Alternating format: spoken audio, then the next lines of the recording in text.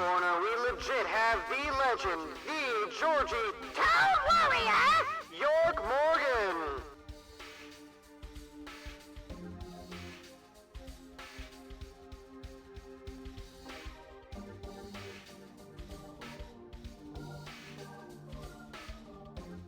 Hello, Georgie.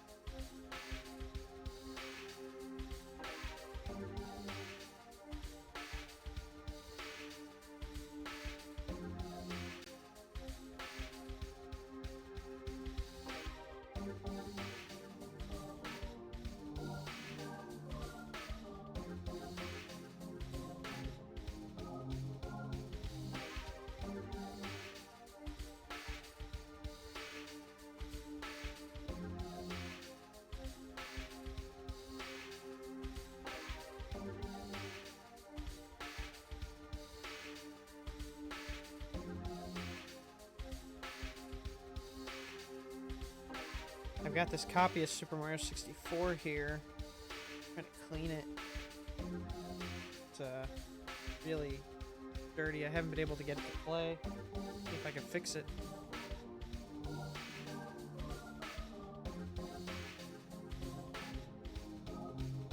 Got a lot of corrosion on it.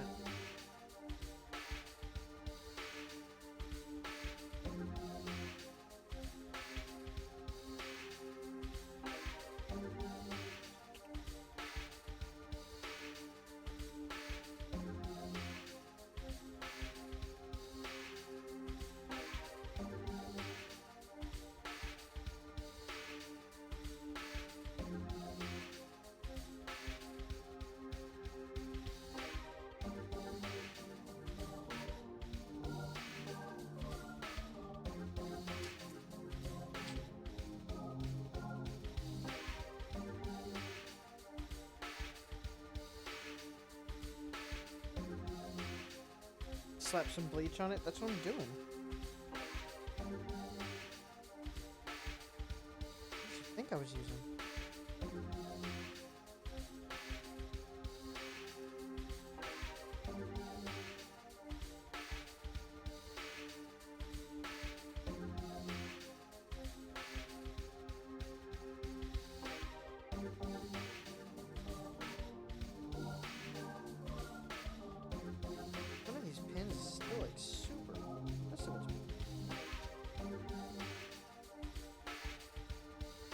Might give it a shot.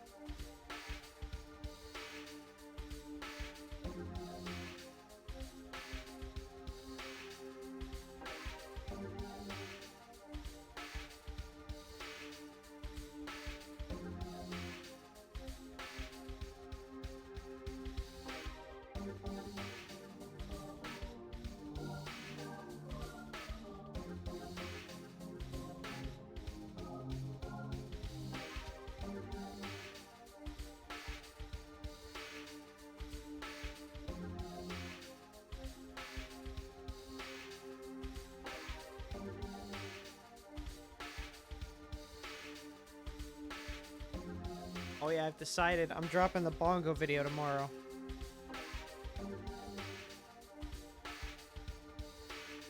I just want to see how it does.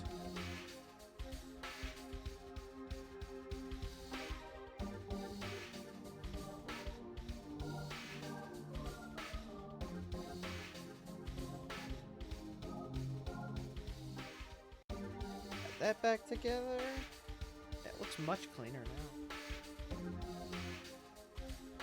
I've had this my desk. I gotta have it. I can't stand my desk being messy. I gotta get this shit taken care of.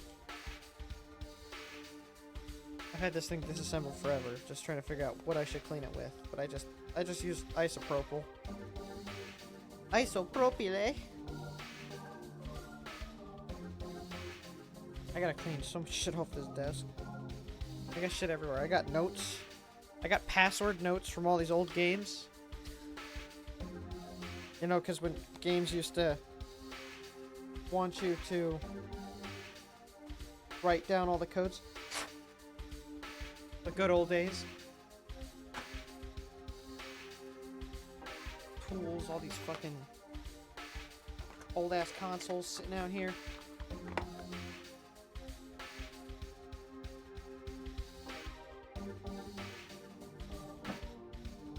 I'm gonna put the Dreamcast away. It's a sad day.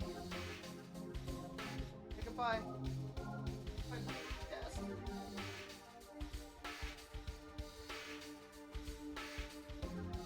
Don't have many other games for it. I dwell amidst the abounding light of heaven. Come forth, thunder of the gods, hit indignation!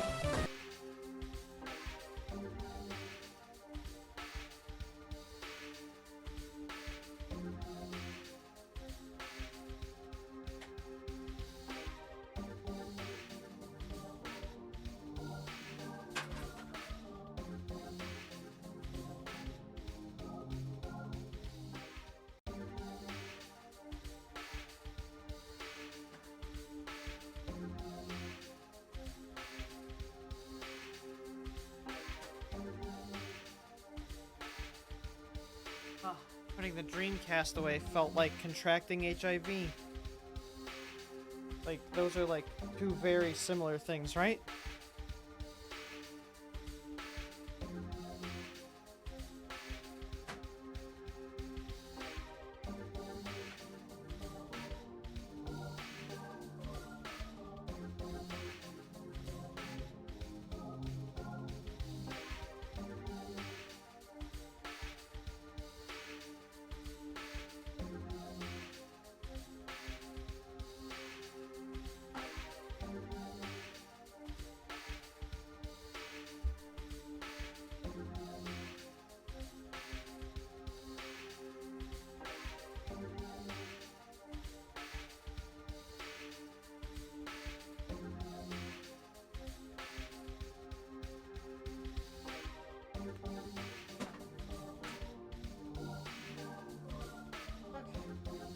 See if I fix this. Before we get started.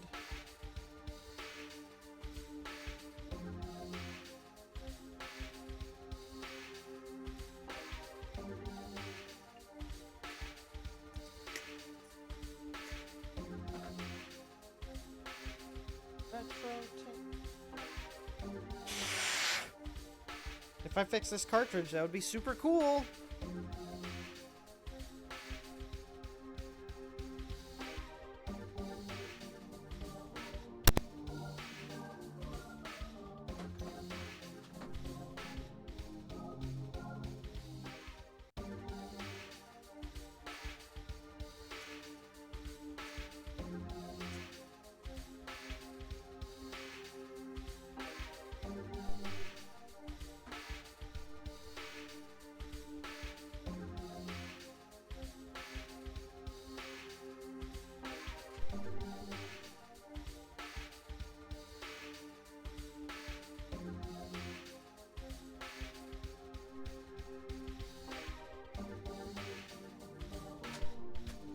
Diddy Kong Racing works.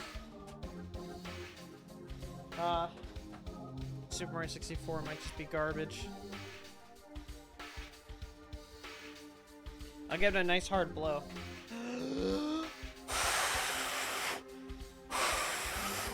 Let's see if that did it. If that doesn't work, we have to like smack it really hard into the console. It's the only other thing that works, usually. Dude, it's, oh, that hurt to do. Like, it's cringe now, thinking as a kid, whenever a cartridge wouldn't work, I would bang it into the console, like, with my fist.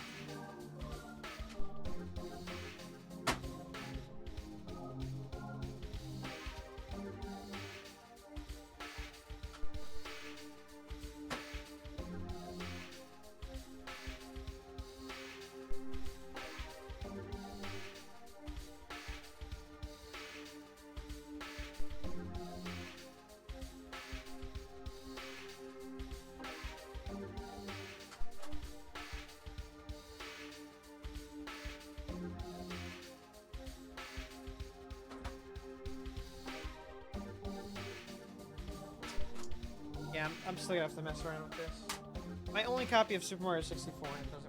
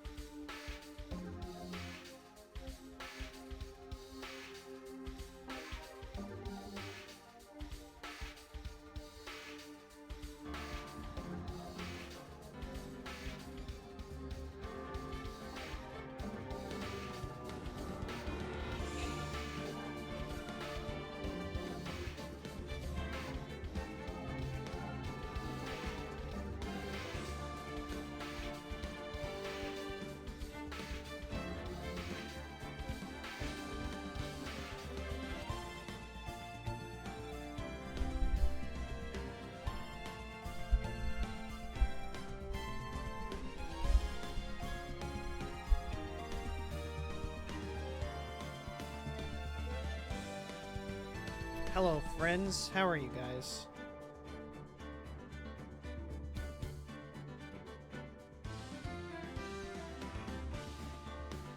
That's right. It's time to lawyer up, boys. So, I gotta say, this room, the room I built in my garage, is perfect for the colder weather. Because it is like, it's like incubated in here. It's super warm. Nothing's on in here. It's like the perfect temperature. Like it's like 50 degrees in the garage. If I open that door, it's 50 degrees outside. But in here, it's like 60, 65. So if it ever does get too warm, I just gotta open the door for a minute and then shut it because of how well insulated it is in here. My farts. Are you sure it isn't the CO2 from your... No, it's the CO2 from my farts. Like if you would have let me finish instead of talking over me, Kenny. Okay, you wanna sit down for a minute? You know, calm down a little bit, let me finish my sentence. I fart so much in my room that it keeps me warm, okay? Thanks.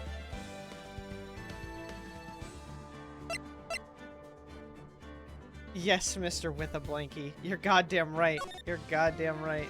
Alright, so this is it. This is it. The final episode of this long-ass trilogy that I've read just about every single, I've probably read 90% of this game's dialogue. There's some stuff I've missed, but the final episode, I have heard a lot about it. I've heard that this is like top 3, at least, if not the best. Hey there, heroes. I don't know for sure. I don't know anything about it. But what I've heard of it is it's in everyone's top 3. Sometimes it's number 1. If number 1 isn't that what is it? What is that case artist? You know, the one where, you know, his Edgeworth's dad. I forget what it's called. That's usually people's number 1, and then this one's like number 2, or it's number 1. So I'm very excited. I hope this is the one that pulls me back into Ace Attorney 3. Turnabout Big Top. That's the one. That's obviously, yes. So can we time out artist? I almost put your actual last name, but thought better of it. You better be thankful my autism didn't take over there. My last name is Schwartz. You will now receive the Fist of Fury. You wouldn't be able to put it in anyway. Prepare the long rubber glove. You wouldn't be able to put it in anyway. I'm pretty sure I banned it as a word. I think I did that a long time ago.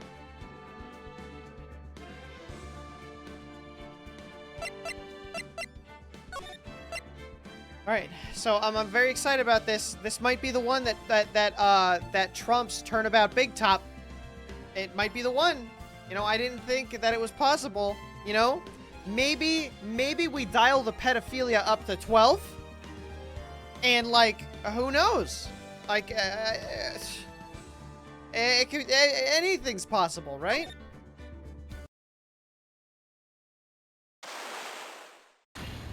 Artist cast indignation. That artist already cast indignation. Shishito, the treasured Karain village heirloom, whose name means seven-branched sword.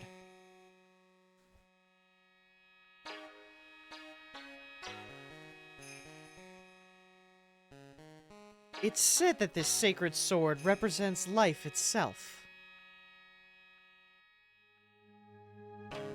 Though the branches may appear to be infinite, the choice is limitless.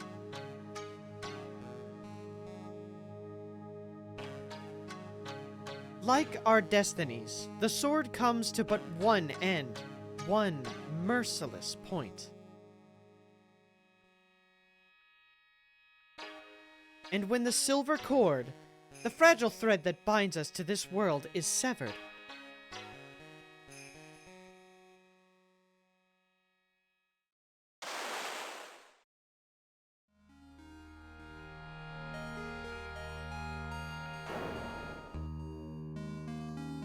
the illusion is revealed, and the implacability of fate is finally laid bare. This is already more deep and philosophical than D2 was. Can we get some jaunty music now? After we saw the body, can we get that jaunty tune?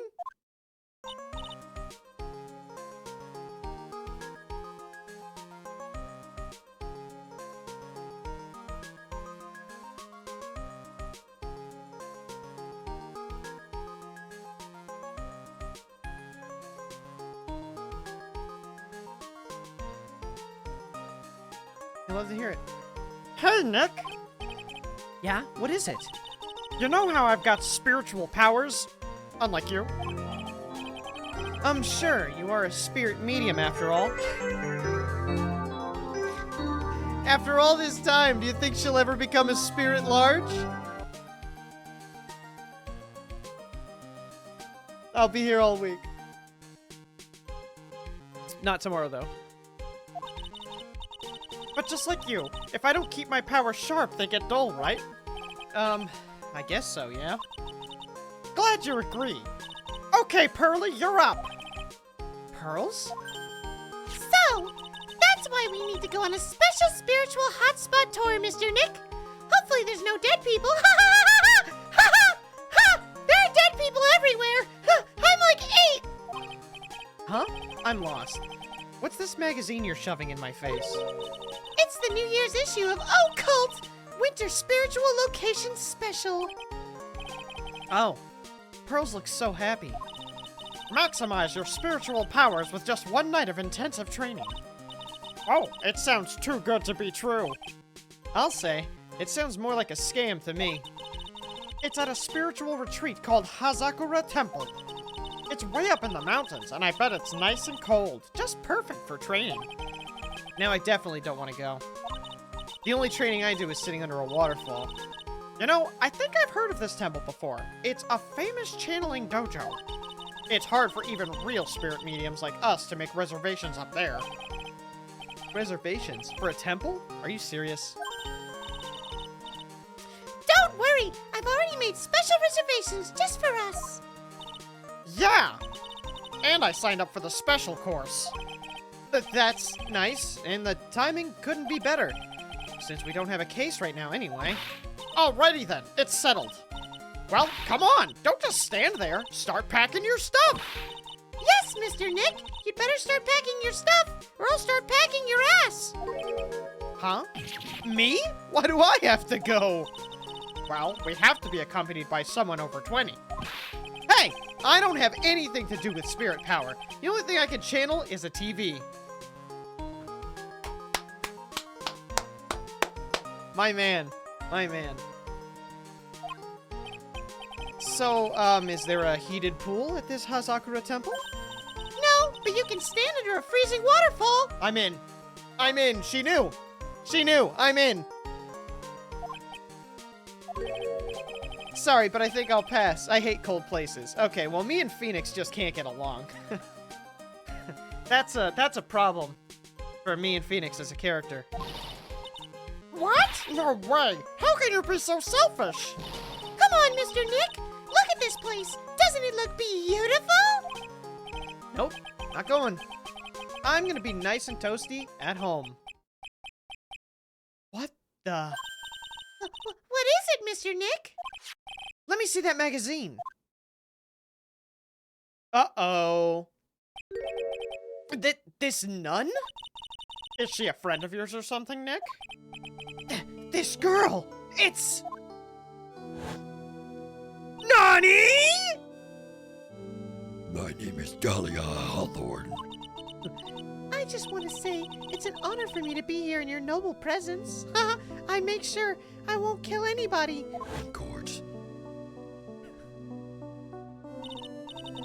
Honestly, how can any woman ever count on you for anything?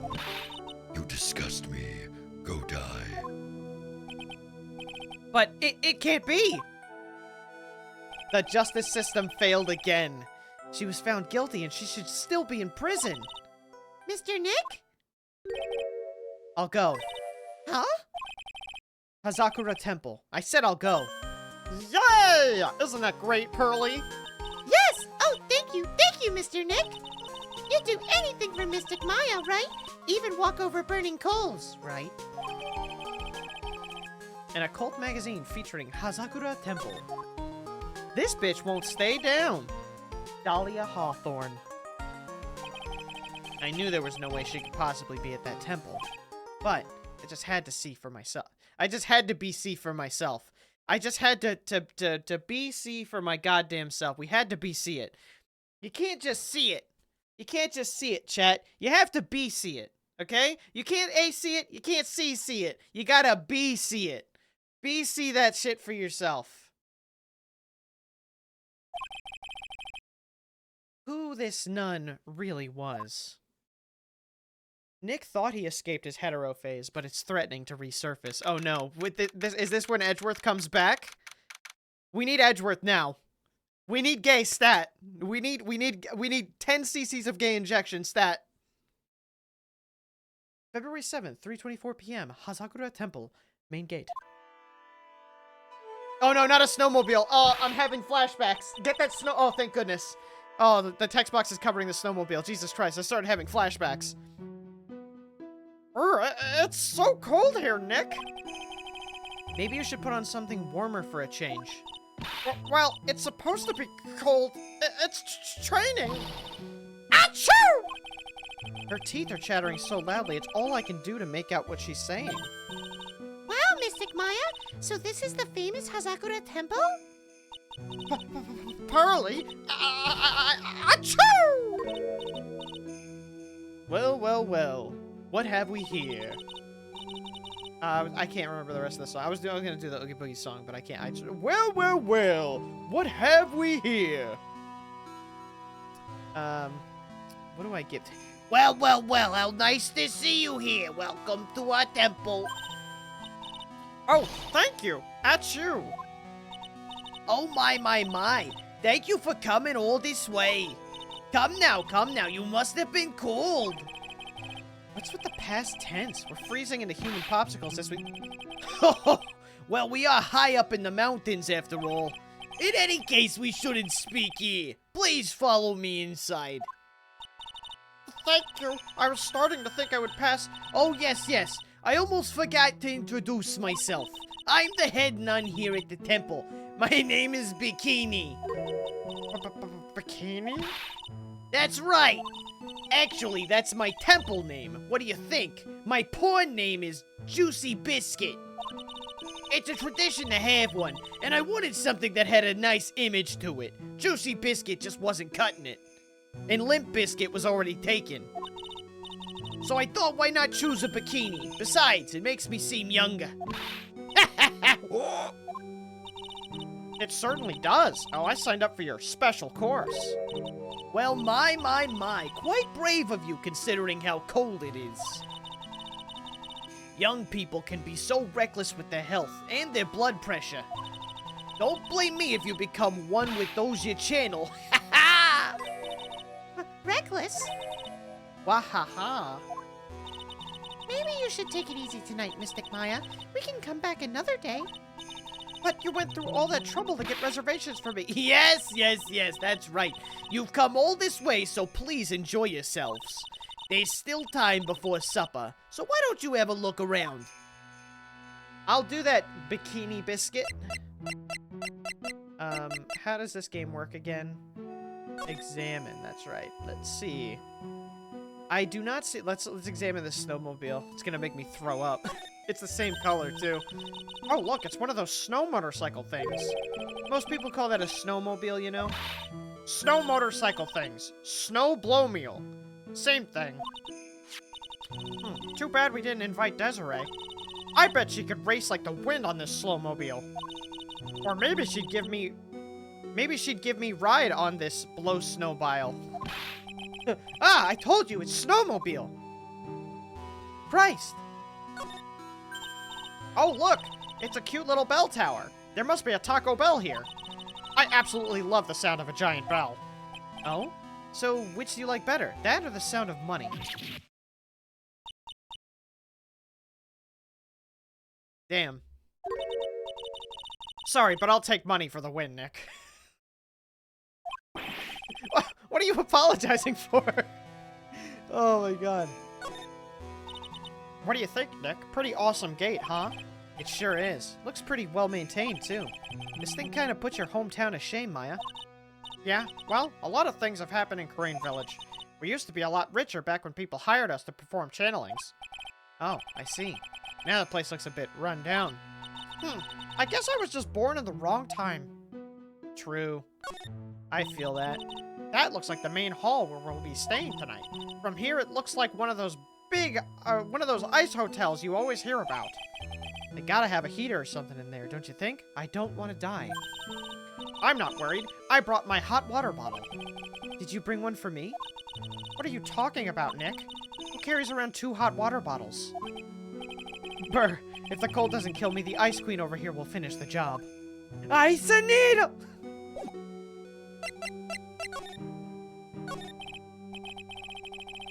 So what's a channeling dojo anyway? Oh my, you don't even know that? Forgive him, sister, for he knows not what he is saying. Well, just call me Bikini and forget the sister part. A channeling dojo is basically a spiritual power training ground. We have special holy items prepared to help people boost their spiritual power. Oh, holy items. If you train an entire evening surrounded by these items, it's quite mysterious. The spiritual power of these items seems to envelop you. Haha! It's basically how you learn Bankai. Wow, she must have just gotten off the trolley from the land of make-believe. So what exactly is the special course? You must be incredibly devoted to be interested in that at such a young age.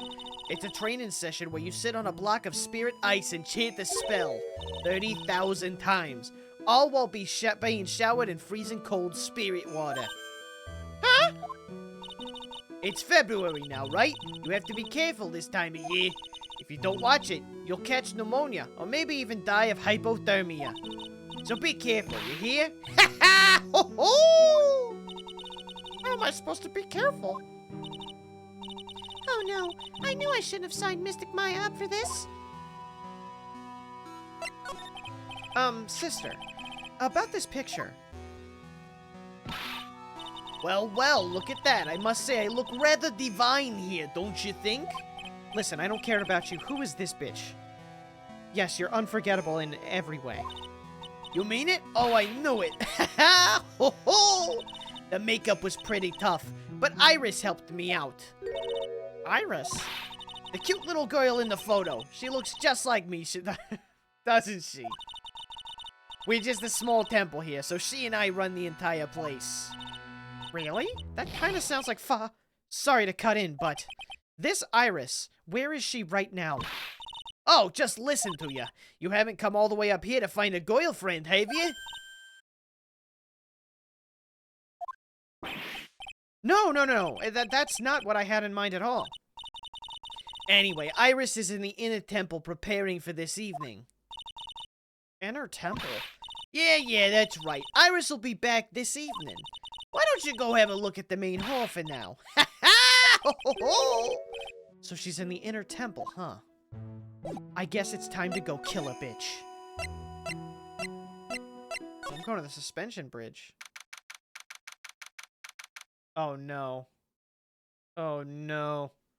Oh no. Why is she in this close proximity to a bridge? I don't like this. I don't like this at all. February 7th, Suspension Bridge. Wow! Look at this broken down old bridge, Nick! Yeah, and look at that big canyon below us. Hey, there's a river down there. It looks like it's flowing real fast. What's wrong, Nick? You look like you've seen our ghost. I'm just not very good with heights. Oh, hey, I've got it. Maybe you should face your fear and try hurling yourself off the edge. Maya looked us in the eye and said, fucking jump. Do it. Do it, bitch. Jump. You know, 1, 2, 3, jump! It might be just what you need to get over your fear of heights. Yeah, death is a real good way to overcome phobias, alright? Anyway, it sure looks like a rickety bridge. Can't argue there. That's probably why it's called a Dusty Bridge. Read it again, Maya. It says Dusky Bridge. Well, it's practically the same thing. Is this the same bridge? Is this that same bridge? Is it? No, was that in a completely different place? I don't remember if we ever actually visited the location.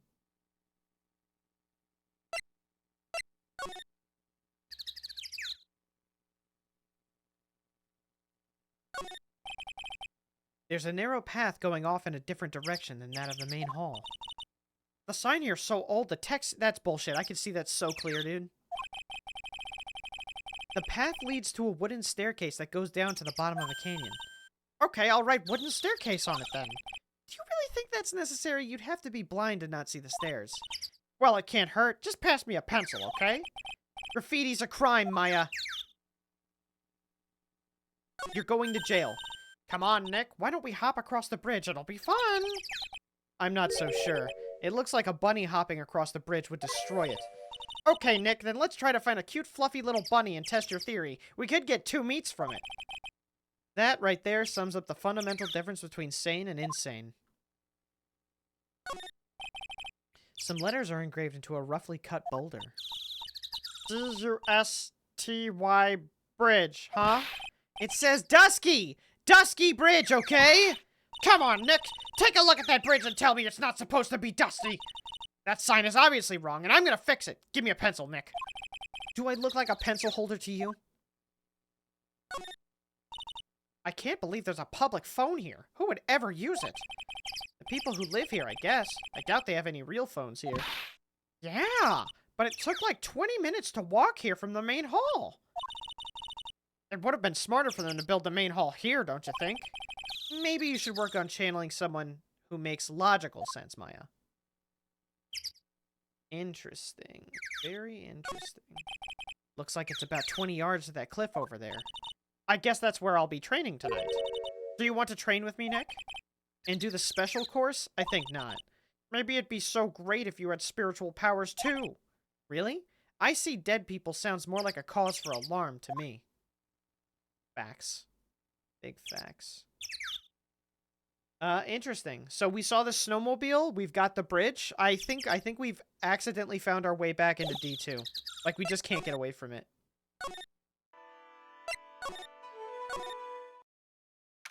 February 7th, Hazakura Temple, main hall. The main hall? I think it's even colder in here. Achoo! Mr. Nick, do you smell that? It smells like meat and gravy. Yeah, you're right. I guess it's pot roast for tonight. Yum! Weird. I thought they would serve something a little more, well, traditional. What are you talking about, Nick? You think monks and nuns just sit around eating rice and gruel all the time? Mystic Maya's right. Oh, I hope there's mashed potatoes, too. I love mashed potatoes. What a cute little acolyte.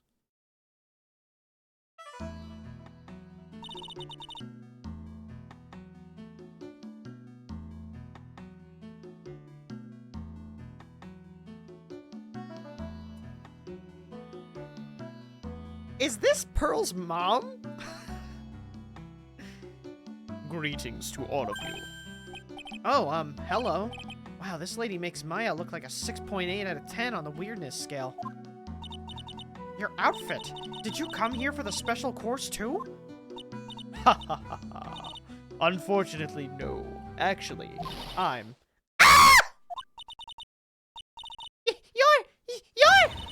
You're Miss Elise. What is that? Dunham? How do you pronounce that? I need some help.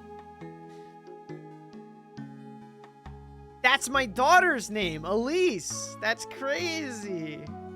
Is it Dunham? Dunham? Donim. Is it Donim?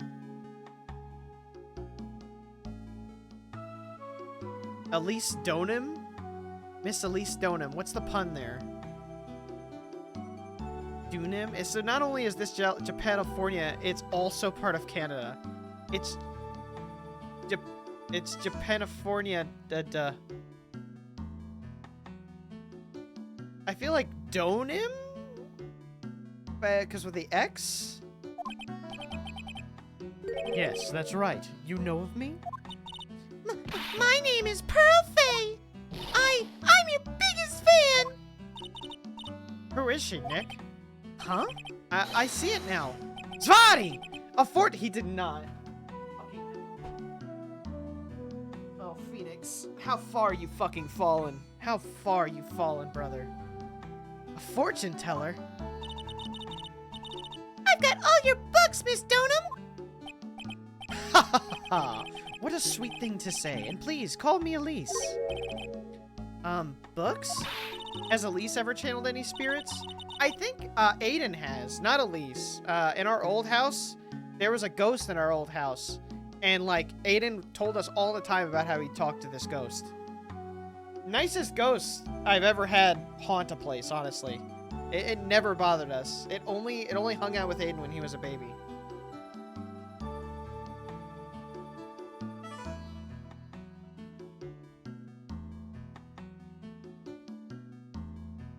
Mr. Nick, don't you know anything? Don't you even know who this is?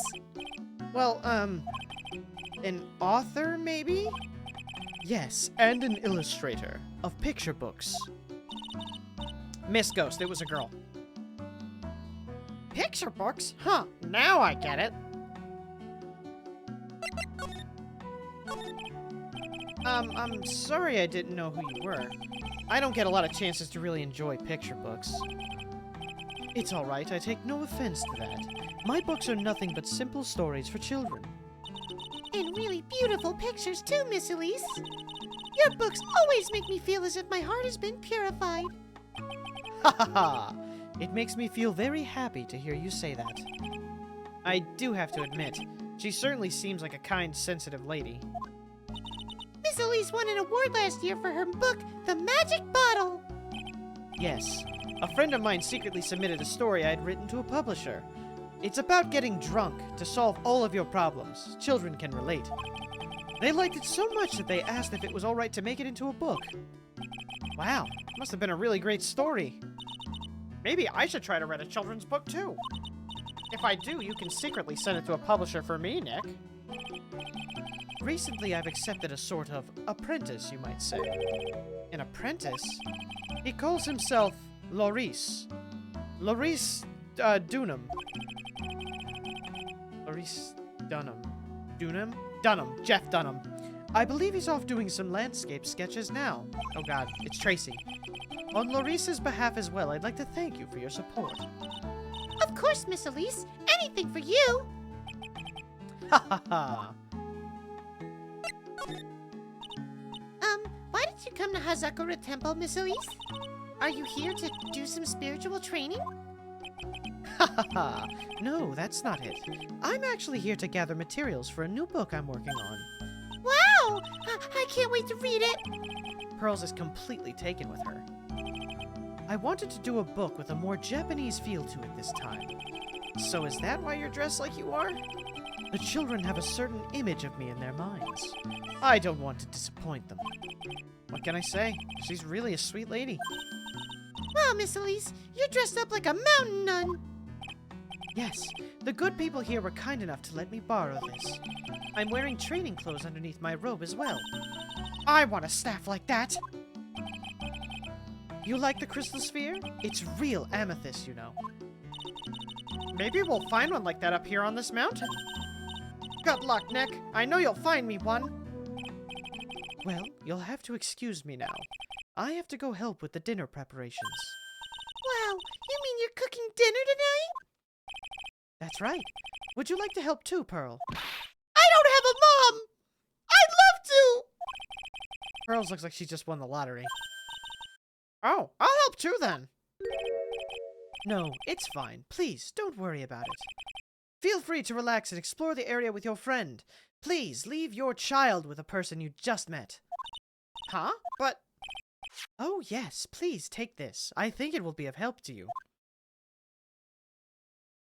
So I think this game is just actually just a continuation of D2 in some way. Because, like, we're leaving the child alone, the snowmobile, the bridge to the Death Mountain. It's all tying together pretty well. It's a map of the area. We wouldn't want you to get lost now, would we? The inner temple. There it is, on the other side of the bridge. Well, if you insist, I guess we'll take this chance to go check out the other temple. Hazakura Temple map added to the court record. Okay, I'll see you two later then. I can't wait to spend all day with this absolute stranger who might kill me, but I don't have a mom anyway, so whatever. Remember, you're not allowed to fight. I'm gonna miss Pearls. I liked her. She's nowhere near as, like, awful as, well, Pearls isn't awful at all. I love Pearls. She's great. The other kid, though, I'm glad she melted. I hope Pearls doesn't melt. Come on, Nick, let's go. At least we'll stay warm if we keep moving.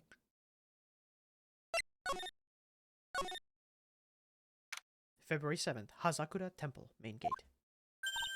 Huh? Where did Sister Bikini go? I guess she went to the inner temple to go help that other nun out. Oh, right. I think her name is Iris? Yeah, that was it. I want to find out who Iris really is, but I'm scared of what I'll find. Oh, no. You need to ignore the heterosexual feelings. Don't become a het! Don't do it, Phoenix! Embrace the gay! It's the only way! February 7th, Inner Temple Gate. Wow! That bridge was shaking like jello in an earthquake!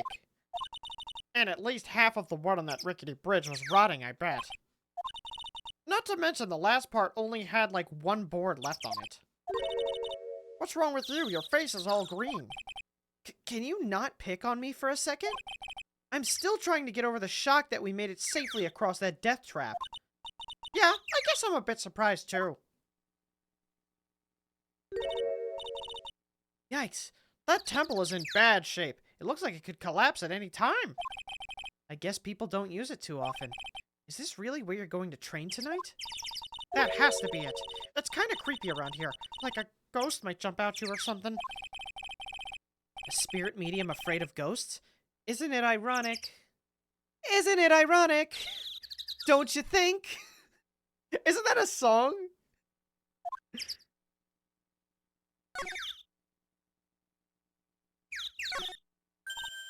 Hey, a half-open gate. That's practically a welcome mat. Yeah, except the sign on here says no entry. Nick, rules are made to be broken, you know? You expect a lawyer to go along with that?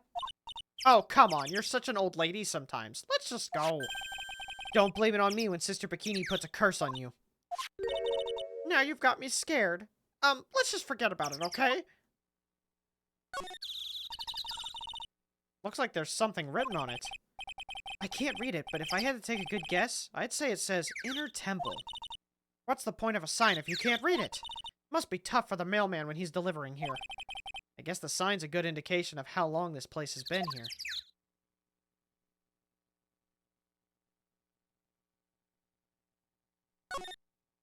So that's the Inner Temple up ahead, huh? Looks kind of run down. Well, it wouldn't be very temple-like if it was all bright and shiny. Isn't that like exactly what a temple... Okay, so you're training here tonight, huh? Yep, and then everyone will see my spiritual pressure. Bunkai! Sounds like your stomach wants to show off its digestive powers instead. I wonder if that roast is ready yet. I could go for a burger. Who wants a burger, chat? Georgie, can you make everybody burgers, please?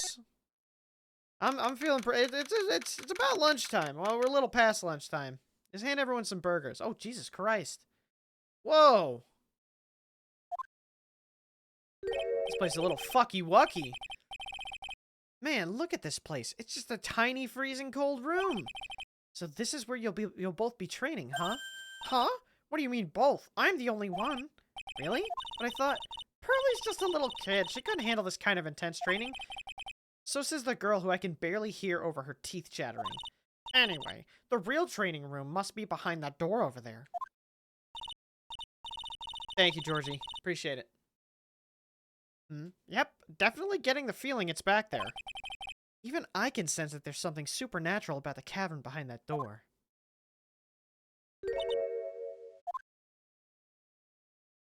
Uh-oh. Ah! Oh, Jesus Christ, sorry, you scared me. You look like a bitch who tried to kill me. Excuse me, but who are you? You're... Hi there! We're just looking around since we're going to be staying here tonight. Is something wrong? No, it's nothing. I wonder why she's spaced out like that, don't you, Nick? Did you say something, Maya? Not you too, Nick. My name is Iris. I'm one of the nuns here at this temple. I'm Maya Fey. It's a pleasure to meet you. The pleasure is mine. Oh, please excuse me. I have some, chores. Yes, chores I need to do. She sure is beautiful. And a bit spacey, I guess. I guess she's just not used to talking with urban sophisticates like us. Nick? That girl. It can't be, but...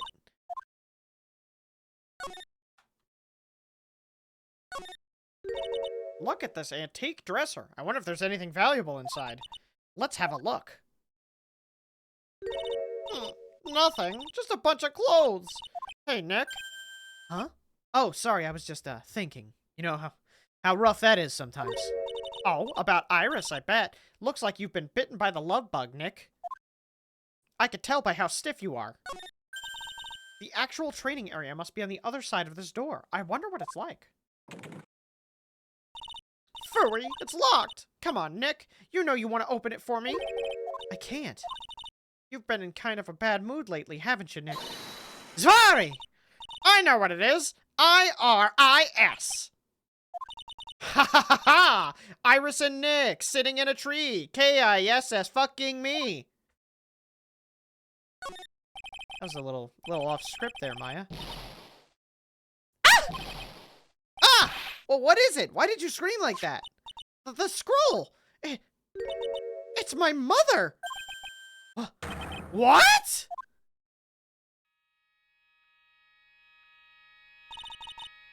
It's Misty Fey, the master of the Karain School of Channeling. Are you sure? Yes, that crest at the top of the scroll. That's the special mark of the master of our tradition. So that's what the mark means. That's a cool mark. I'd get that tattooed on me. What is it? Speaking of, my anniversary is this Friday. Our anniversary is on Friday the 13th in October. Of course it is. We're getting tattoos done. I've been trying to debate on what I'm gonna get. I'm thinking about getting a Gengar. Just a simple Gengar. Because it's one of those, like, sit down and, like, pick something simple and get it done real quick type tattoos. Nothing big. So I'm thinking about getting a Gengar. Not really sure. I was also thinking about getting a thing, because she's super in Nightmare Before Christmas. I was going to get something that said Bone Daddy.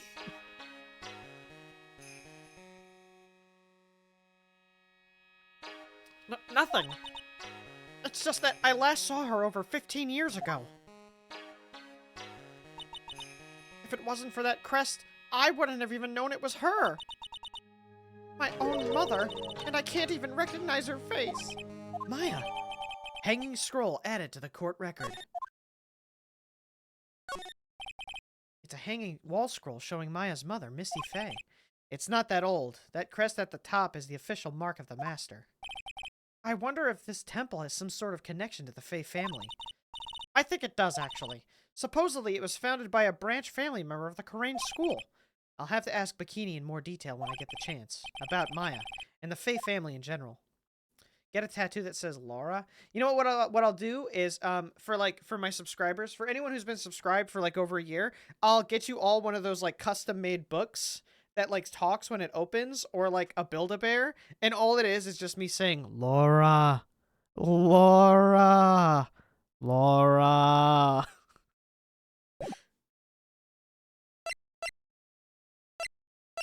I did that. I did that to my wife last night. We were laying in bed, and I just turned over to her and I go, I'm in her ear. I'm like, Taylor, Taylor, Taylor. She's like, could you stop saying my name? Get a tattoo of the HIV statistics in 1998. I'm gonna get the statistics in 98 and the statistics in 2008 and then 2018, etc. until it's like all the way down my arm of the HIV statistics, and I'll be like, did you? And it'll be my conversation every time I walk into someone. I'll be like, so did you know that in 1998?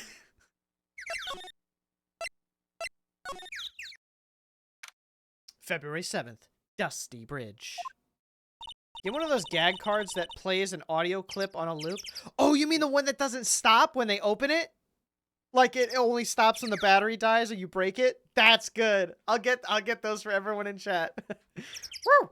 We managed to make it across Dusty Bridge. Nick, you look green. Are you feeling all right? Oh no. Oh no. Oh no, this game really is D2. I can't get away from it. My life is forever tarnished from playing D2.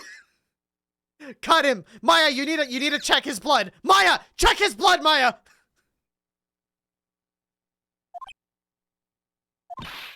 Hey, what's wrong with you? Ever since we met Sister Iris at the training hall, you've been really quiet. Huh? Oh, sorry. You think he's yelling at us? He must be. There's no one else around. Would you mind moving? You're standing right in my way. It's Larry Butts! The Butts is back, boys! The Butts is back!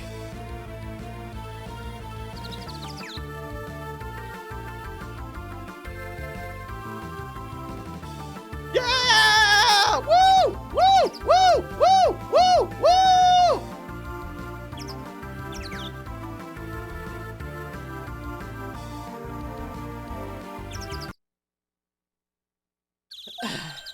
Hey, I know you. You're... Whoa! Sorry, gotta run! See ya! I should have known. I should have known when I saw a pretty woman when we walked in that the painter was fucking Larry. Hey, wait a minute! Oh, nice to meet you. I'm Maurice Dunham. Liar! You're Larry! Your clothes may change, but you're still the Butts. Shut up! I'm Maurice! And I'm just here to do this sketch of Dusty Bridge. So it really is our Larry. Not that I get why he's pretending to be someone else.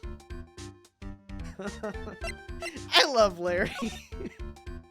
He's really grown on me.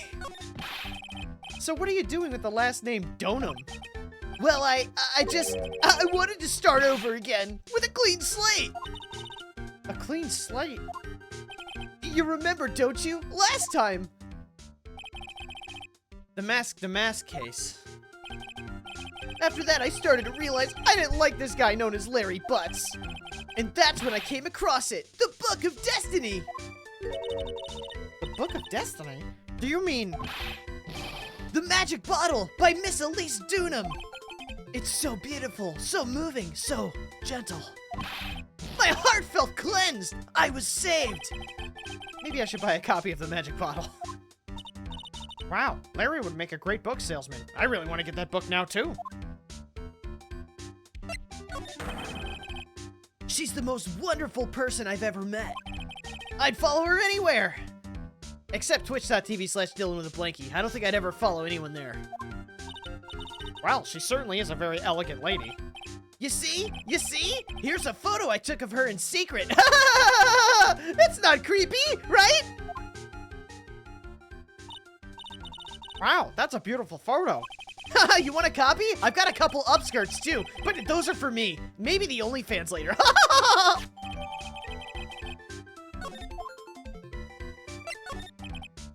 Still, it's kind of hard to imagine you as a picture book illustrator. So tell the truth, you must have some kind of ulterior motive, right? What are you talking about? I don't trust anyone anymore, especially not women. I'm gay. Talk about a bad case of gay. Anyway, can you even draw well enough to make a picture book? Artist, can I picture this as you? Like, this is what I imagine Artist looks like. Pink sweater with the little bows on the back, monkey on it, and the beret. And a paintbrush. A paintbrush and a stylus. Art isn't only about the technical skill, you know? It's also about having a pure heart. And that's why I'm asking, can you draw well enough to make a whole book? Huh. Now that you mention it, I wonder. Looks like you still have some doubt in your heart. It's true, I do. But when I first saw her, I felt it. Something inside me ended, and something else began. Oh, Larry, it sounds like you've fallen in love with Miss Elise Dunham. No, you're wrong. It's not her, it's the other girl. Other girl? Oh, fuck. I got a bad feeling about this, Fox.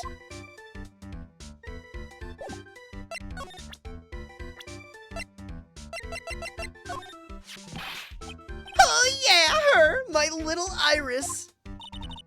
She's really pretty. This girl, she's perfect. She's exactly my type.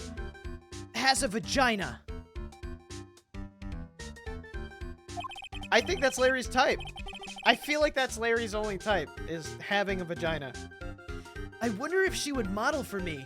I want to draw a portrait of her. Yeah, you always liked those model types, didn't you, Larry? Hey, wait a sec. Didn't you say you were swearing off women? Huh? Yeah, that's right. Of course I have.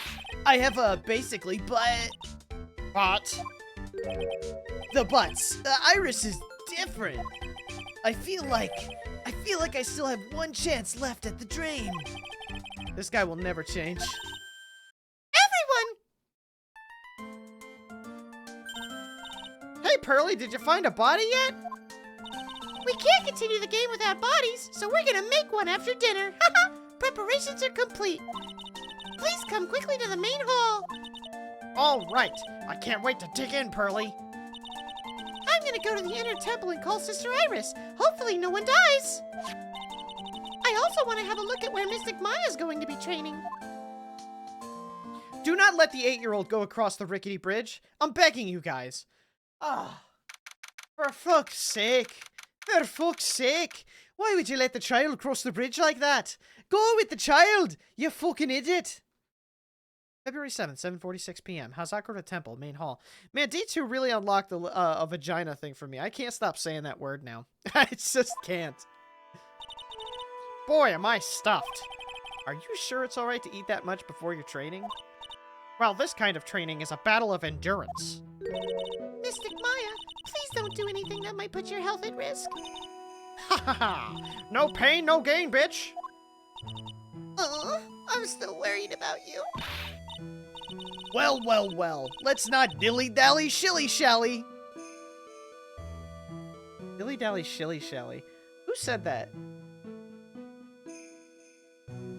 Dilly dally shilly shally. I feel like I remember playing a game where someone said, was it Kingdom Hearts? Was it something like Kyrie said, or was it? I feel like it was in like a video game, but a movie at the same time. Oh, I can't remember. Aerith! Yeah! Dilly dally shilly shally. Doesn't she say that in she says it in the PSP movie. And does she say it in the game too? Does she say it in Final Fantasy VII? Oh my god. I guess you got me. New nickname unlocked. Let's go. Add it to the list. Dilly dally shilly shally. You must get ready for tonight. Good luck, Maya. All right, here I go. I'll see you all tomorrow, I guess.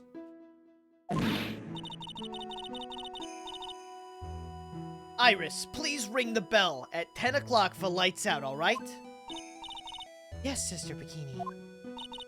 And then, after you ring the bell, I want you to come join us at the training hall. I understand, Sister Bikini. Maya and Bikini really seem excited about this training thing tonight. I will pee in your bed, meow. I pee in bed, haha, meow. Whoa! Peter Griffin is a priestess? Well, Pearl, what are you going to do tonight? Well, If you'd like, you can come to my room. Perhaps we can read some books together. Okay, we just met this lady, alright? Do not! really? I'd love to. I'm not very good at reading. Yes, send the illiterate child. Can we get the statistics on illiterate children again? Mr. Eno, where are you? Can we get the statistics on illiterate children, please? Well then, would you like to practice reading with me? Ah! I'd love to. Pearls is absolutely smitten with Miss Dunham. So, Larry, what are you gonna do? Huh? Me? Well, I'm just gonna hang out in my room. I can't stand the cold at all. I totally hear you there. Miss Elise, so for example, how do you read this? It says gravely. That's kind of a tough word. Oh, okay. And what about this word? That's another tough one. It says roast. What kind of a book is she reading anyway? Well, I'm gonna go wash the dishes and help clean up. I'll go visit you when I'm done, Miss Elise. Well, not much to do except head to my room and huddle under the covers, I guess. That's something I can dig. February 7th, 9:12 p.m. Hazakura Temple, main hall. 1,000,000,098. It was like 10 billion, I think. Yeah, it's 10 billion now. It's like it's encroaching a trillion. It's a whole different type of cold up here in the mountains. Why couldn't the nearest bathroom be just a little closer to my room? Mr. Wright? Ah! Oh, Miss Donham, are you going to use the bathroom too? No, but have you seen Pearl? No, not since after dinner. I thought she said she was going to your room. I know, but she never showed up. I'm going to go look for her. Excuse me. Someone has to be responsible for the child you brought. Miss Elise Dunham. A woman as mysterious in origin as her last name. The real mysterious one is... Oh! Sister Iris! Good evening. The really mysterious one is this girl. Are you on your way to the bathroom too, Mr. Wright? I can't let this chance pass me by. I should try to talk with her and maybe get some answers. Why don't we go to the bathroom together? I mean, I know it could work if you sit on my lap just right. We could probably go to the bathroom at the same time. It's not a fetish of mine or anything. I'm just trying to conserve water. Because, you know, it's just, you know, water... If you didn't know, in 1998, water droughts were up in the...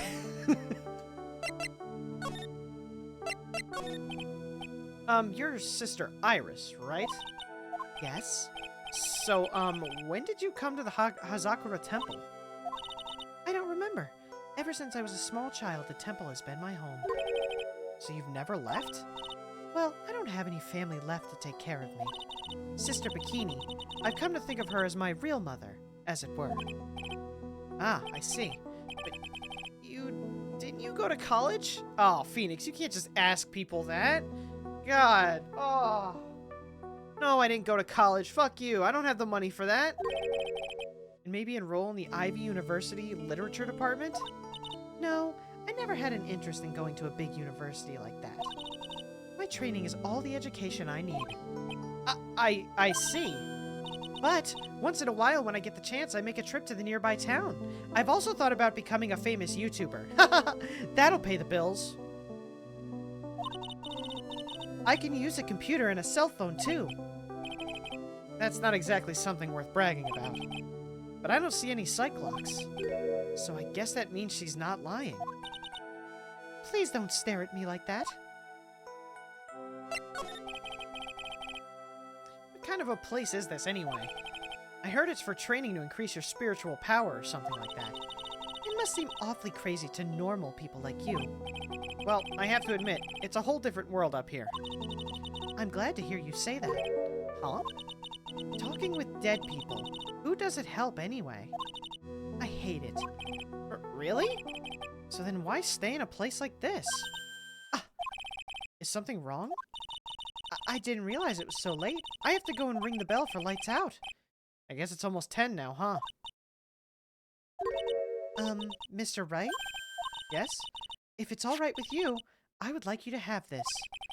But this is your hood. It has the power to protect you from evil spirits, And I'm also giving it to you to probably incriminate you later. Come to think of it, Sister Bikini was wearing one of these too. I pray for your safety on this dark, cold night. Oh, they're going to bed. You know what that means. Someone hit it. Someone hit it. They're going to bed. Find that sound alert. I'm sorry, but I must bid you good night. Wait a minute, Sister Iris. Yes? Just now, you called me by my name. You said Mr. Wright. How did you know my name? Falling asleep is I going never to make this introduced a myself to one-sided you. fight. That's... Sister Iris, please tell me the truth. You and I, have we ever met before? Falling asleep is going to make this a one-sided fight. Oh my gosh.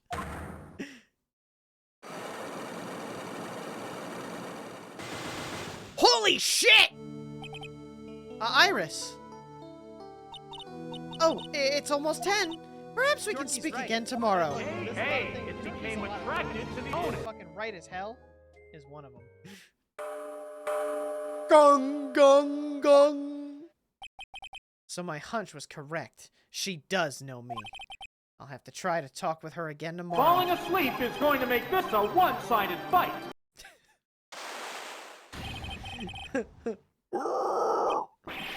What the? That blood-curdling scream! It came from the courtyard! Falling February asleep 7th, is going to make this a 11:06. one-sided fight. She's taking the big sleep! That scream! I'm sure it came from around here. Ah! Someone there! On the ground! Miss Donan! Falling asleep is going to make this a one-sided fight. Now Squishy's here. I just stepped on something soft. Hey, don't step on my tummy like that! What are you doing lying there in the snow? I was passed out! What do you think? So that blood-curdling scream was you? Forget about that! Hurry and call the police! Is there even a phone in the main hall? No, but we still get reception up here in the mountains. You must have a cell phone on you, right? I didn't bring it with... Oh, you useless! I mean, even Iris has a cell phone. We got no choice. You'll have to use the public phone by Dusky Bridge. Hurry! Hurry, hurry! Run as fast as you can! Yes, ma'am. If you don't hurry, Iris will... She'll... Falling asleep is going to make this a one-sided fight. It's farther than I thought. The bridge is just up ahead. I have to go tell Maya what happened, too. Ah! The Dusky Bridge? It's burning down? What the fuck happened? What are you doing here? I'm just setting shit on fire, bro. Ah! Huh? What is it? Is it me? Don't scare me like that, Larry. I almost had a heart attack. My name isn't Larry, it's Larice. Oh, what's this? Larry, hurry up and call the police. I'm going to the Inner Temple. Don't be stupid. The bridge is nothing but a burning wreck right now. Listen to me. There's been a murder here at Hazakura Temple. What? A hot battle is The murderer might have fled across the bridge. I have to make sure Maya's safe. But please, call the police. I've got to go. Get out of my way, Larry. It's too dangerous. Nick, wait. Falling asleep is going to make this a one-sided fight. I must have been crazy. I knew how dangerous it was, but I still went for it. Ah! No, Larry! Weakened even more by the fire, the rickety old bridge's planks snapped and gave way. And as I was swallowed by the eternal darkness that surrounded me, a final terrified scream rose up to pierce the frozen air of that harrowing night. Yo, that shit just got crazy! Oh my god! Oh my god!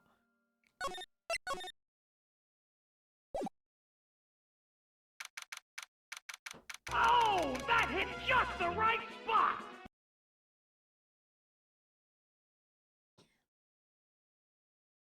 Date? Time? Location? Whoa!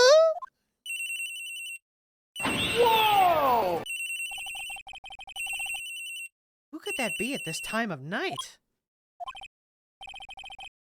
Yes, Edgeworth speaking.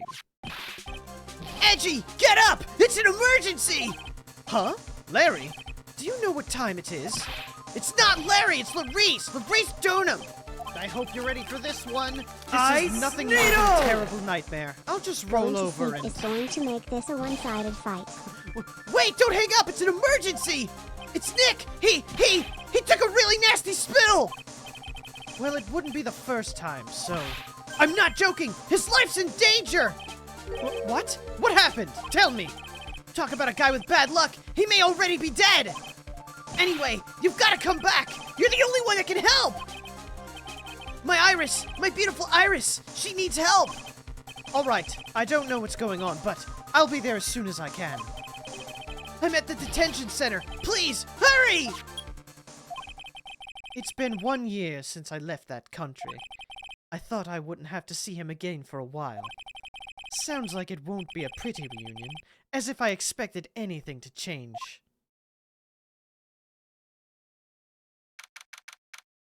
February 8th, 2:19 p.m., Detention Center, Visitor's Room. You're late, Edgy! What took you so long? I don't want to hear it. I chartered a private jet to come as quickly as I could. Well, you should have chartered a faster one. Anyway, just listen. Something happened to Miss Elise. Huh? Say something, Edgy! That was brutal! Before I came here, I stopped by the hospital and paid Wright a visit. I believe I have a better understanding of the situation than you at this point. The murder victim was the picture book author Miss Elise Dunham. She was found by Wright and the head nun. The suspect is the temple's younger nun. Then later, while Wright was crossing the bridge, it broke and he fell into the river. The hospital says that he'll need at least 2 days. I of hope bed you're ready rest. for this one. Ice Needle! Don't dilly-dally, doughboy. Butts is in the detention center. Laura's child has been kidnapped. Going to sleep is going to make this a one-sided fight. Whoa. Yes, that's right, you got it. But they arrested her, my sweet little Iris. And here I was, convinced he was the one the police had arrested. However, I still don't understand what these 2 items are for. What are you talking about? They're things Wright gave to me when I was leaving his room. This is the first. He said some nonsense about... Are we playing as Edgeworth now? He said some nonsense about being able to see into people's hearts with this. And the other... He couldn't possibly be asking what I think he is, could he? I'm begging you, Iris's trial starts tomorrow. With Nick out of the picture, you're all I've got left. You're the only one that can represent her. What did you just say? You know, represent, defend. What were you expecting?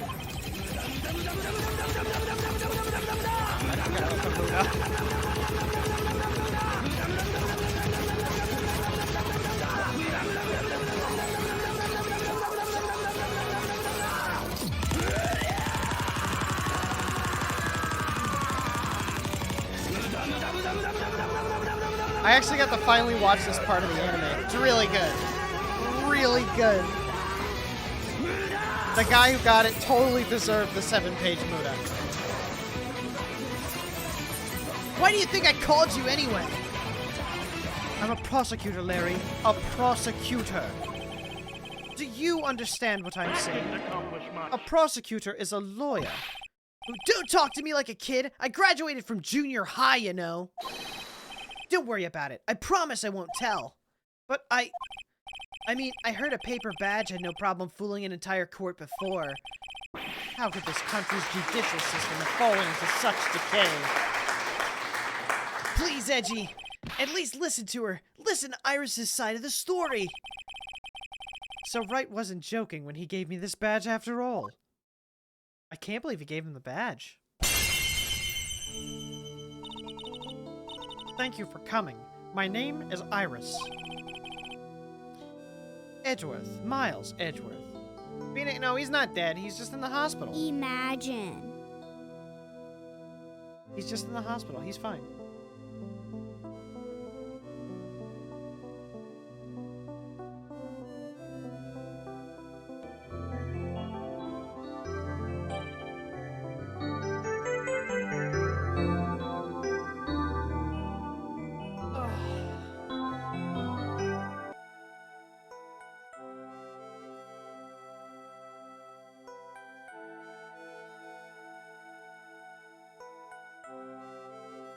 Phoenix is big time. Oh.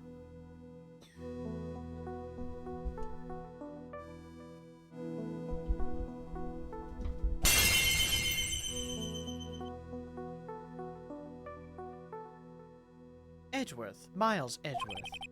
I don't know if I can be of any help, but I will at least hear what you have to say about the murder. They're eyeing each other warily. Mr. Wright, how is he? Mr. Laurie said that he might even die. Fortunately, he'll be fine.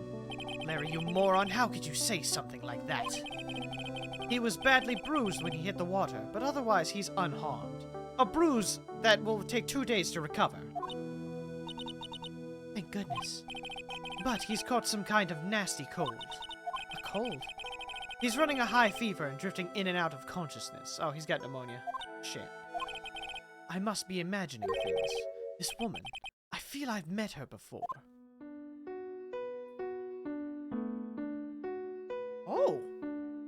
Oh! It's not very effective. Is this like Edgeworth? Does Edgeworth get a whole new theme set with him?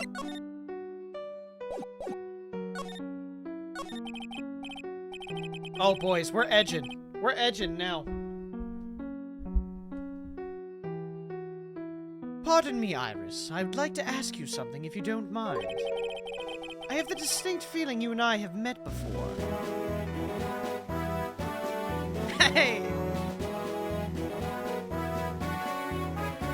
Thank you for the follow, Dark Gates. Iris puts me over the edge. I know. I was edging the whole time until this happened. I have the distinct feeling you and I have met before. It must be your imagination, Mr. Edgeworth. After all, I hardly ever leave Hazakura Temple. Hazakura Temple? What's that? It's a place where those who wish to boost their spiritual power come to train. You need to undergo some very difficult training to release your inner spiritual power. Spiritual power? Did you go to that temple for that reason as well? No, I don't have any spiritual powers. I don't need them. In that case, what are you doing at that temple then? I've committed some sins. Sins that I need to pay for. That's why I'm there, and why I continue to train to purify my soul. interesting. I want to ask you about last night, the night of the crime. All right. I helped to clean up after dinner and then went back to my room at about 8. Later, I left my room to ring the lights bout bell at 10. Bell. We ring it at the same time each night. I see. And then? And then... I was told to go to the training hall, but I went back to my room and stayed there. Why didn't you go to the training hall like you were asked to? I was frightened. Frightened. So I just stayed in my room and meditated until the murder happened. There's more to her story. I just know there is. Maybe I should dig a little deeper. So this is why this is everyone's favorite story. It's just because you get to play as Edgeworth. You were asked to go to the training hall on the night of the murder? Yes. However, you didn't go because you say you were frightened. What exactly were you so frightened of?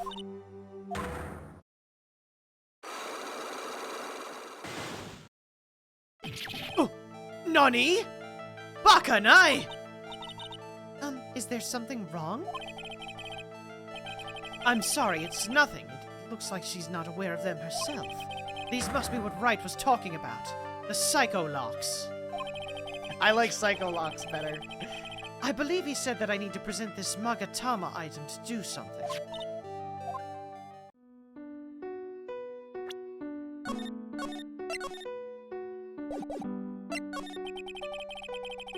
So, do you have any idea as to what really occurred that night? I think it was the result of the tremendous spiritual power that was unleashed. Spiritual power? Yes, spiritual training has been a cause behind many great tragedies. This incident was just another example. Iris, I'm sorry, but I cannot accept that. I'm a man of science. I don't believe in spiritual power. Yes, I understand most people don't. And I'm certain that the thing that killed the victim was a human. So please answer me this simple question. Were you the one who killed Elise Dunham? No, I'm not the one who took her life. Those Psycho-Lock things aren't appearing. I suppose that means I can believe she's not lying. Huh. What's wrong? I can't believe what I'm thinking. And here I just finished saying that I don't believe in spiritual power. It appears that's about all you can tell me. Thank you very much for listening to my story. I visited Wright at the hospital before coming here. He asked me to take care of you. Me? Yes. At the trial tomorrow, he asked me to defend you. If Mr. Wright has that much faith in you, Mr. Edgeworth, then I will gladly entrust my fate to your capable hands. But before that, I have one question. Yes? Do you know Wright? Why would you ask that? Whenever you came up in our conversation, he would begin to act a little strange. Mr. Edgeworth, what is Mr. Wright to you? He's a very dear and indispensable friend, even a fuck buddy, if you will. It was 5 years ago. That's when I deceived him. You deceived him. I heard that he was in a lot of pain afterwards because of what happened. I know what a weak person I am. That's why I thought it was best if he never saw me again. I wanted him to just forget about me without learning the truth. Well, if you ask me, Wright is still suffering. And until he learns the truth, I don't think he will ever be able to fully recover. Iris, it's not too late. You should go to him. Tell him the truth. I'll defend you, but only if you agree to that one condition. Dude, Edgeworth is the fucking boy! Edgeworth is the boy! Oh my god! Come on, dude! All right, Mr. Edgeworth. I promise. Very well. I'll do everything in my power to get you an acquittal. You can acquit these nuts. That's enough information gathering for now. I should head to the crime scene. I really like the difference. Like, Edgeworth is just like, okay, no, I've got this. Now we need to go here. Well, now we need to do this. That's about as much as I can do here. Let's move on. As opposed to, right? Like, being like, what do I do now? What the fuck?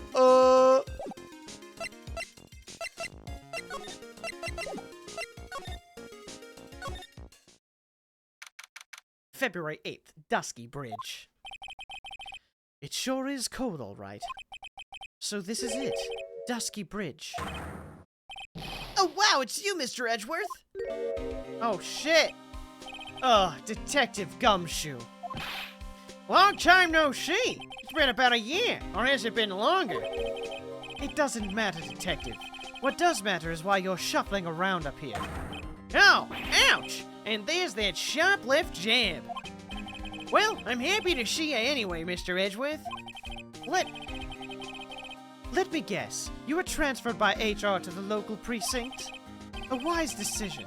The vast amount of nothing up here should be quite easy to guard. I heard you were back in the country and arranged to come all the way out here. Everybody was real nice. They even let me take charge of the investigation, sir. Gumshoe indeed. Like gum on your shoe, he's impossible to get rid of. I'm supposed to report on the details of the crime scene, sir. Anyway, here I am, Detective Dick Gumshoe, reporting for duty. Great. Thank you, Detective. I thought Prosecutor Godo was gonna get here before me. That guy's a real mystery, I tell you. Prosecutor Godo. Interesting. There's no Maya making fun of every decision Phoenix makes. True. I just got back into the country, so I don't really know much about the case. It's simple. Well, simple is as simple does, they say. Well, you've got no idea how much I've missed that biting sarcasm of yours, sir. But seriously, this one's a piece of cake. There's a witness that saw the whole thing. A witness? Yeah, that bikini lady. Bikini lady? Here, on this freezing cold mountain? Well, you should talk to her yourself if you want the details, sir. I may have to talk to this bikini lady. I mean, decisive witness myself. A little bit of heterosexuality detected in Edgeworth. So this is the bridge that Wright fell through. Yep, I can't imagine being that reckless myself. Look before you crush, is how it goes, right? Or was that leap?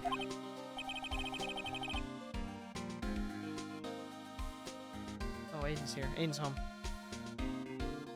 And is there something else on the other side? Yeah, some old building they call the Inner Temple. But we can't get over there without a bridge, sir. What? Nobody lives there, so it's usually not a problem. But someone at the Inner Temple was doing some training, and now they're stuck there.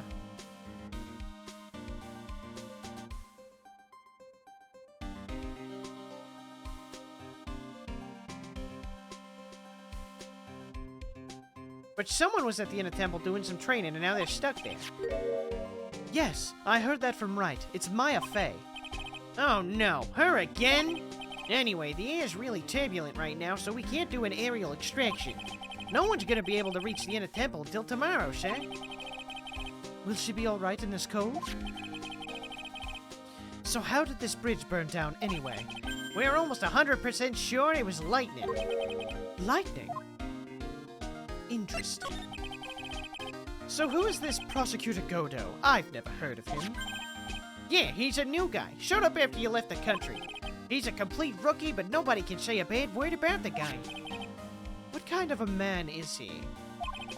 He just became a prosecutor recently, but he's good, sure. Real good. If he's so good, how is it that I've never heard of him? Is he the lead prosecutor on this case? You bet he is. After all, you know who is right in the middle of it. You know who? Phoenix Wright, of course. For some reason, Godo has really got it in for Mr. Wright. Oh? Yeah, he seems to have some kind of a grudge. And what would be the cause of this grudge? I don't know. Maybe he made fun of his mask or something. None of this is making any sense. I'd better look into this Godo myself. You're telling me the bridge caught on fire due to a fluke bolt of lightning? Yep, last night it snowed for the first time in 3 days. It's a little unusual for lightning to occur during a snowfall like that. But according to the weather data, lightning definitely struck. I see. This is a very detailed weather report. Almost too detailed. It even has the exact time that the lightning struck the bridge. Oh, that? We got that information from the witness's testimony. Someone actually saw the lightning hit the bridge? Who is this witness? Sorry, I'll go ask one of the local cops later, sure. Interesting.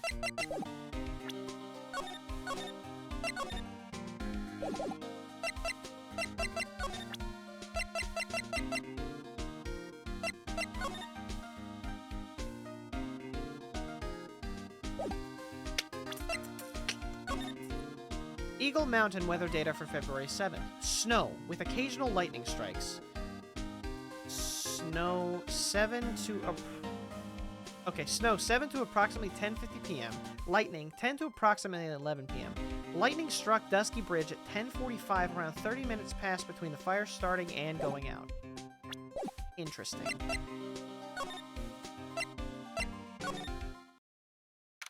February 8th, Hazakura Temple, main gate. Blanky, what's up, Breeze? Yo, Edgy, what took you so long? I'm so cold my brain's turned into sherbet. I knew it was a mistake to race back to this country. What do you mean? Wright's going to be fine, and the case itself isn't anything unusual. And if I find myself taking a request to defend a woman accused of murder... Hey, wait a sec. Hold it! Objection! What's going on here, Mr. Edgeworth? It's hard to explain, but one thing led to another, and... What kind of lame excuse is that? You call yourself a defense attorney? Prosecutor Edgeworth's a prosecutor, and that's why he's Prosecutor Edgeworth. Prosecutor Edgeworth, defense attorney. Just sounds plain old weird, pal. Right, Prosecutor Edgeworth. I'm not sure what role I'm supposed to be playing anymore. Huh, dude, Edgy, I don't see you for a couple years and your heart turns to sherbet. I'd say more like sorbet. It's rather cold here. Iris didn't murder her. Someone else did it. I just know it, okay? So trust me on this one. Ever the romantic, aren't you, Larry? Nevertheless, I'll do whatever I can to prove her innocence. At least until I pass the baton on to Wright, that is. Man, I'm telling you, Iris is so fucking cute. Right, Edgy? Don't you think so too? Makes you want to stop edging for a minute, right? What's wrong? Why are you so quiet? To put it simply, your comment has me highly concerned. Would it be that the reason you think she's innocent?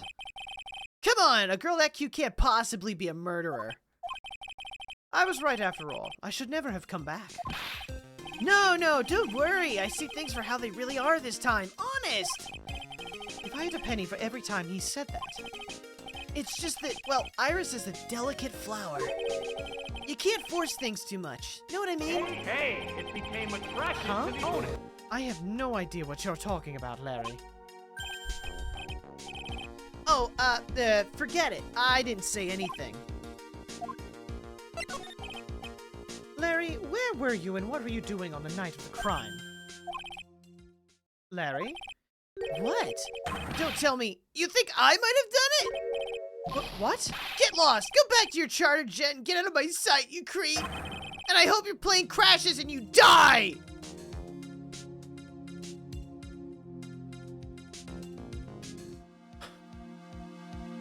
Well, that escalated quickly. I'll ask you one more time. On the night of the murder, where were you and what were you doing? He was jerking it. He was jerking it on the bridge. He was on the bridge, jerking off the side. As I suspected, Psycho-Locks. I'm sorry, man. You know me, I just don't remember. My short-term memory's a wreck, dude. I mean, can we hit him? Can we hit him with it now?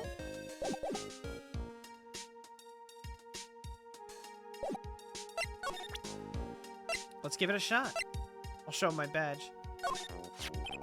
Come to think of it, when you were a kid, you were always saying, when I grow up, I want to be a lawyer and defend people or some shit like that. that was a long time ago. But see, now you've got your chance to follow your boyhood dream for a day. Edgy, you gotta do it. You gotta save my little Iris. Ugh, this is exactly why I hate childhood friends. Yeah, fuck childhood friends, dude. That's why I don't have any.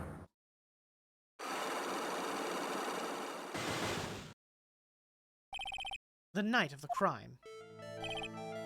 Alright, now you're going to tell me what you really saw last night. Well, you're really upset, aren't you, Edgy? Okay, I'll talk.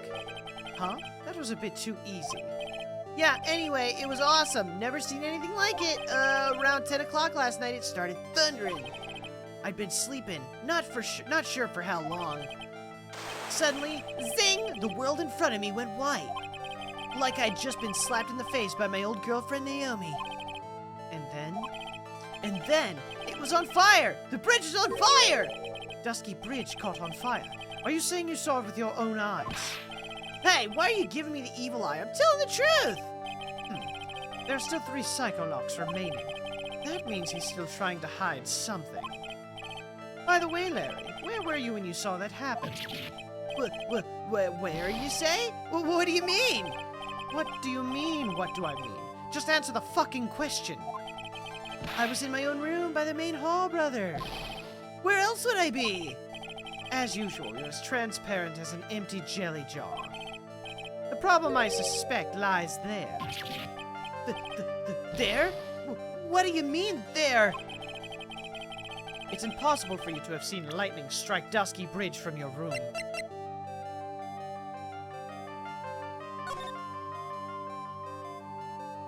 Yeah. That's the weak spot. This is a map of the area. Take a look around the vicinity of Hazakura Temple. What am I looking for exactly? I think that should be fairly obvious, you fucking nugget. The main hall is surrounded by trees and it is impossible to see from the bridge here. What? Why didn't you tell me that before I lied? Well, how about it? How about what? Do you feel like talking now? About what? It looks like it won't be that easy after all. You leave me no choice. I'll have to move on to the next step. You weren't in your room in the temple, so then where were you? You don't know that I wasn't in my room? So where was Larry, and why was he there? If I've read the situation up to this point correctly, the answer is fairly obvious. Very well then, let's test my theory. The place you witnessed lightning strike Dusky Bridge was from... I don't know, over here? The only place he could have been was over here. Or he was at the temple itself. Then how would he have gone across the bridge? So if we're ruling out him crossing the bridge, there's no way he could have been across the bridge because lightning struck it, it was on fire. So it was either from here to here. This is like the only area he could have been in.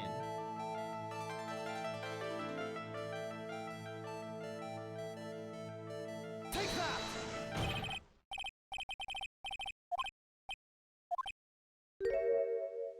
Shit.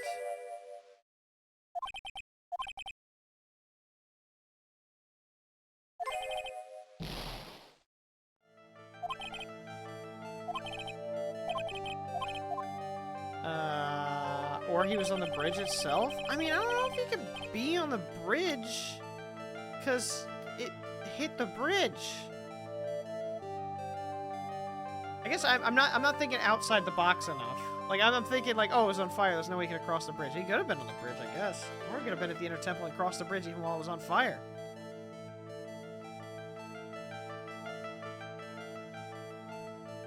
Take that! Yeah, I have no fucking clue.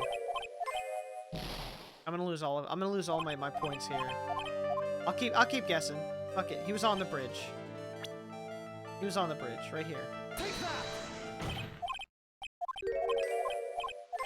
It's as simple as he was right in front of it, huh?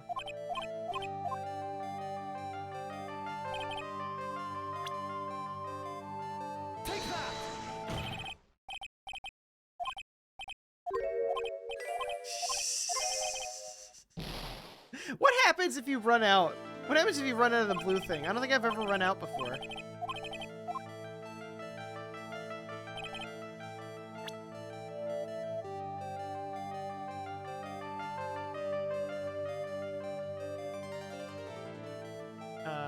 I don't even know where else I could click. I'll click the bushes.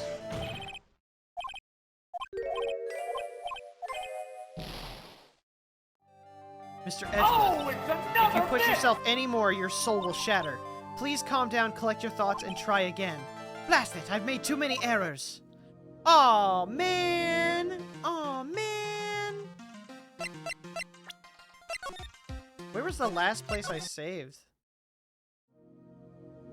Okay, it was right in front of him.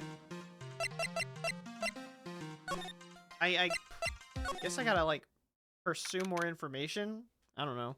February 8th, Hazakura Temple, Main Hall. Ooh, there's a piece of paper on the floor. Hey, hello there. So how are you feeling? All right, I suppose. Who is this? My name is Miles Edgeworth. My, a handsome boy such as yourself is always welcome.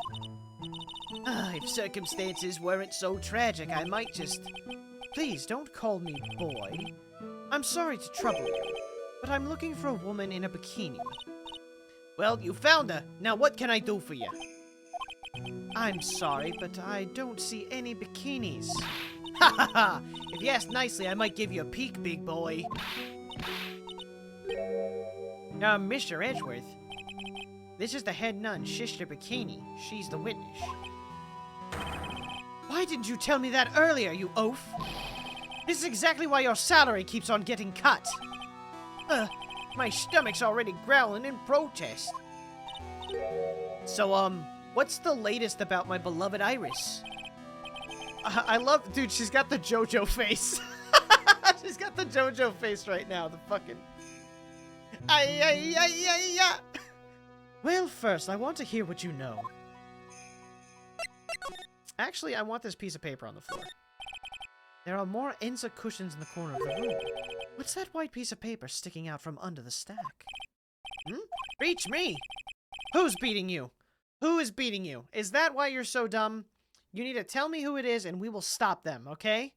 Georgie, are you beating him? Would you mind checking that for me, Detective Gumshoe? Yes, sure. Just don't beat me. Here you are, Mr. Edgeworth. It looks like an old manila envelope. Yeah! What is it, Detective? This could be it. An ultra-important clue. A super special clue. I suppose I should read it myself, then. Looks like a letter addressed to Sister Iris. Tonight at 10 at Heavenly Hall, unless you want your secret to be exposed. This sounds like a blackmail letter. Nice going there, Mr. Edgeworth. Why can't I ever find clues like that? You're an ultra-important prosecutor. A super-duper prosecutor. Well, I suppose it takes a super-duper kind of dumb to miss a clue like this. I think Iris is Pearl's mom. I think Iris is Pearl's mom disguised. I don't know. That's just the first feeling I got when I met her. First, I'd like to ask you about last night. Well, last night, we had an acolyte here for training. After dinner, the two of us went to the training hall in the inner temple. She must be talking about Maya. Approximately what time was that? I suppose it was about 9 when we left there.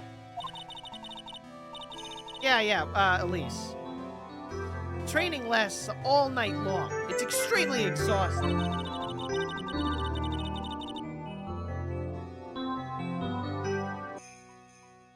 The Channeling Dojo's head nun must be in attendance at all times to keep watch. Wow, you're right. That does sound exhausting. Detective, this is no time for flattery. Shari. Sometime around 11, you witnessed the incident in the courtyard, but your duty was in the inner temple. Why did you come back here? The way you're staring at me, I'm starting to get goosebumps. Ha ha! Ugh, I'm starting to get goosebumps myself, but for a decidedly different reason. Ho-ho! You get the chills pretty easy, don't you, Mr. Edgeworth? All right, then. I'd like you to tell me exactly what you saw in the courtyard. It must have been past 11. No, I can't say it. It's too much for my poor heart. Hey, calm down, lady. Let go of my tie! Oh. I saw two people. One of them was lying on the ground. The other one was stabbing it from the back with a sword. Did you see this criminal with your own eyes? I didn't want to believe what I was seeing, but it was Iris. You must have been quite shocked. Of course she was. Try putting yourself in her shoes. It'd be like if you were stabbing Mr. Right smack in the middle of a courtroom. And I happened to witness it from the witness stand. I'd be pretty shocked too. I know it sounds insane, but that's what I saw. And when I finally realized what I was seeing, I screamed. And then I passed out. Unfortunately for us, her testimony seems to be pretty solid. However, the idea of Iris doing such a foul act seems unnatural. Unnatural. The girl I know simply isn't capable of this sort of foulness. I wonder what she means by that. As the head nun, it's your duty to stay with the acolyte at all times, correct? Yes, that's correct. I know I may look strong, but the truth is I've got a bad lower back. A bad lower back? You must be over 30, like myself. Yes, it's especially bad in the winter. So bad that I can't even... It's really funny that she says this. So, you know, I usually stream at 12. I did not stream at 12 today because it got cold outside, and my body is super sore from the weather change. Like, it's been hard for me to get out of bed. Like, everything's so sore and rickety. I can't even lift a bucket. You remember how cold it was last night? My bad back felt as stiff as frozen ass. I just wanted to take a nice hot bath to ease my aching back. That's why I returned to the main hall. So you left the disciple all alone? Don't be ridiculous. I'd never do that. That's why I ordered Iris to the inner temple after she had rung the bell for lights out. Yes, but she never went to the inner temple, did she? So did this head nun actually see Iris there? I think I'd better try to get some more details. So who is this acolyte that was to train at the inner temple? Her name is Maya Fey. I treated her very badly, I'm ashamed to say. And after she went through the trouble of signing up for the special course. Special course? Thank you, Gumshoe. It's a training session where you sit on a block of spirit ice and chant 30,000 times. You don't mean to tell me she's still doing that over at the inner temple, do you? No, of course not. You don't have to worry about that one little bit. Last night, we still hadn't started the training session itself. Well, that's good to hear. Oh, dear. There's one thing I forgot to tell you. Uh-oh. I don't think I like the sound of this. Do you know that small girl? I believe she's Mystic Maya's little sister. Maya has a little sister? Oh, you mean Little Pearl. That's Maya Fey's cousin. Little Pearl? I thought she was gonna visit Mystic Elise after we'd finished with the dinner cleanup. But I haven't seen her at all since last night. She's nowhere to be found. You mean she was with the victim? It's all the fault of my stupid, creaky old back. The little girl who was with the victim on the night of the murder is gone. As they say, the plot thickens much like my ass. Very thick.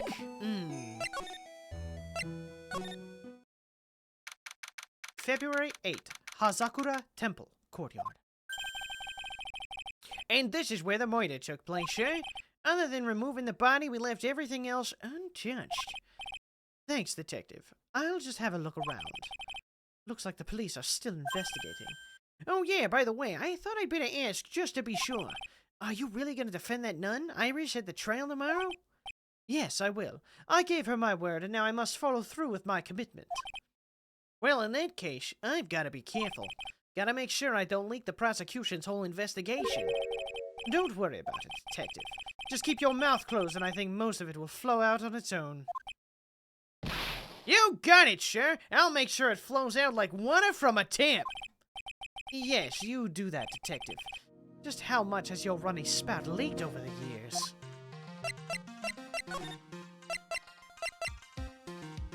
Let's examine the background first. I wanna take a look at this sled here. Ah, I just love skiing. Really? You don't seem like the type. Oh no, I love skiing. It's one of my favorite activities. You know, I absolutely love skiing. It's just the motion. The motion of the ocean really gets me going. Yeah, Dick Gumshoe, ski extraordinaire, that's me. Well, what about sleds? Sleds? Nah, they're a little too kiddie, you know? Messes with my hard-boiled image. What's with the silence, Mr. Edgeworth? Is the world starting to go mad?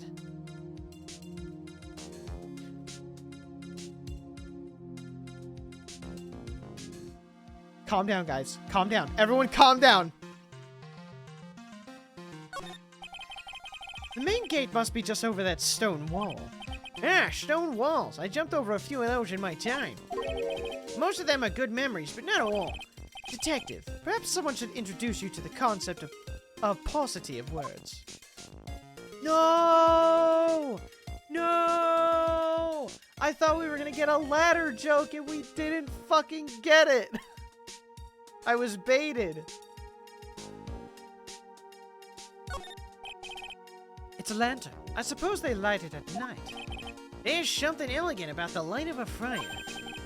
At the end of each month, I always like to relax in my room by candlelight. Detective, can you not afford to pay your electricity bill? How'd you know? Rip. What's this? It looks like a wizard's staff. That belonged to the victim, Miss Elise Dunham. There's nothing strange or magical about it. Oh, yeah. Listen, this is just between us, okay, sure? Yes, what? This is top secret stuff. Don't tell anyone about this. All right. The truth is, when I was a kid, I wanted to be a wizard. You know? Have you seen Harry Potter? I've always wanted Hagrid to come up and be like, "You're a wizard, Gumshoe. You're a wizard, Gumshoe." That's it? That's what you wanted to tell me. That's it!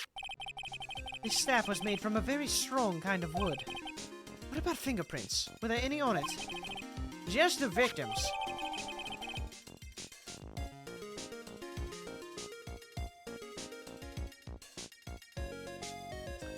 I feel like that last name is a throw. Like, that last name needs to be mixed up into something else. What's that one lady's name with the big hair? What was her name? Pearl's mom? What's her name? Is it Morgan? Morgana or some shit? I don't know.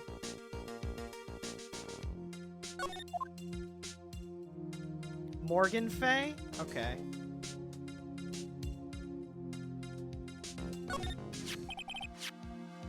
So the sword from this gold statue is actually the murder weapon. It sure is. It's called a shishito, by the way. Nasty piece of work, sir. There's still blood on it. I suppose this is the victim's blood. Yep, it's all over the blade. And speaking of all over the blade, there are fingerprints all over the hilt of the shishito, too. Fingerprints. Naturally, they match the prints we got from the younger nun, the defendant. If you rearrange the letters, you get man sex. You fucking got it, dude. That's what it's all about. It's all about it crescendos to the gayness. Crescendos and breaks off. Their fingerprints are on the murder weapon. What's wrong? You're looking really solemn. Is this how it is for Wright? Is this what it's like to be a defense attorney? Yeah, I figure it doesn't feel really good. To be honest, it feels more like it's detrimental to your health. Shishito added to the court record.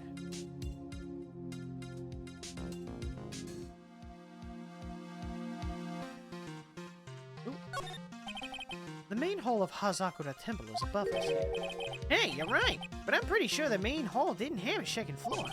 Hazakura Temple was built into a steep part of the mountain.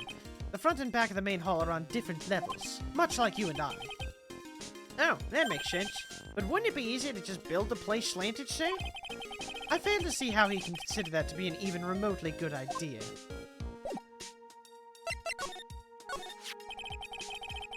And backwards is Alucard. The victim's the famous picture book author Miss Elise Donham. Yep, I definitely see man sex in there. Her entire past up until she won that writing award was last year as a total mystery. It's hard to believe in this day and age you can still find people like that. The estimated time of death... You know what? Hold on a second.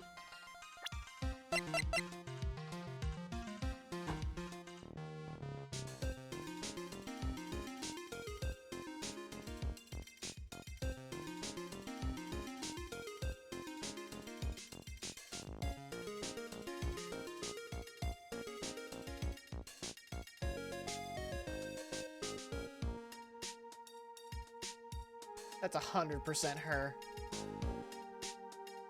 That's just her.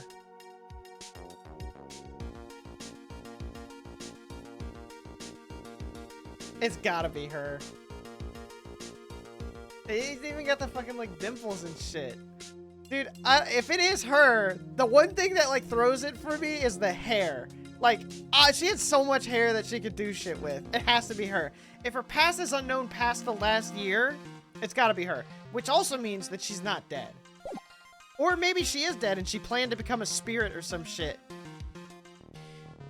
The estimated time of death of the victim was between 10 and 11 p.m. on February 7th. Cause of death was blood loss resulting from a stab to the back by the murder weapon. The murder weapon? The victim was found skewered with a giant sword, sir. That's terrible. Yeah, but there's one strange thing. Yes? The victim's entire body was covered with bruises. The bruises are consistent with falling from the height of a two-story building. A two-story building? That would be about the same height as the room in front of us, correct? Hey, you're right. Way to go, Mr. Edgeworth. That just happens to be a room that Elise Donham was staying in. Maybe she was pushed out of the window after she was stabbed by the sword. 10:11 p.m. Cause loss of blood from stab in the back. Body fell 10 foot after death. Now then, detective. Let's see if we can summarize what we've learned so far.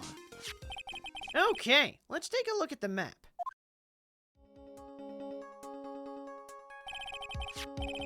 It's a gay theory. Thanks for homo. The fun part of AA murders is that we rarely know if they get the death sentence or not. Manfred, one of the few. According to the testimony of Sister Bikini, they had none. Right after they'd finished dinner, she and Maya Frey headed to the inner temple.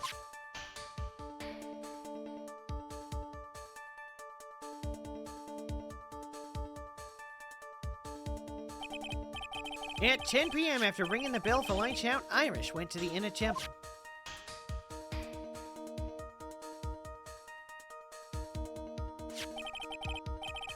When she got there, Bikini had her take over while she went back to Hazakura Temple.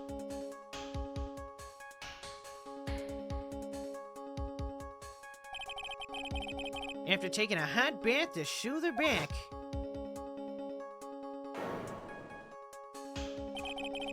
Sister Bikini witnessed the murder in the courtyard.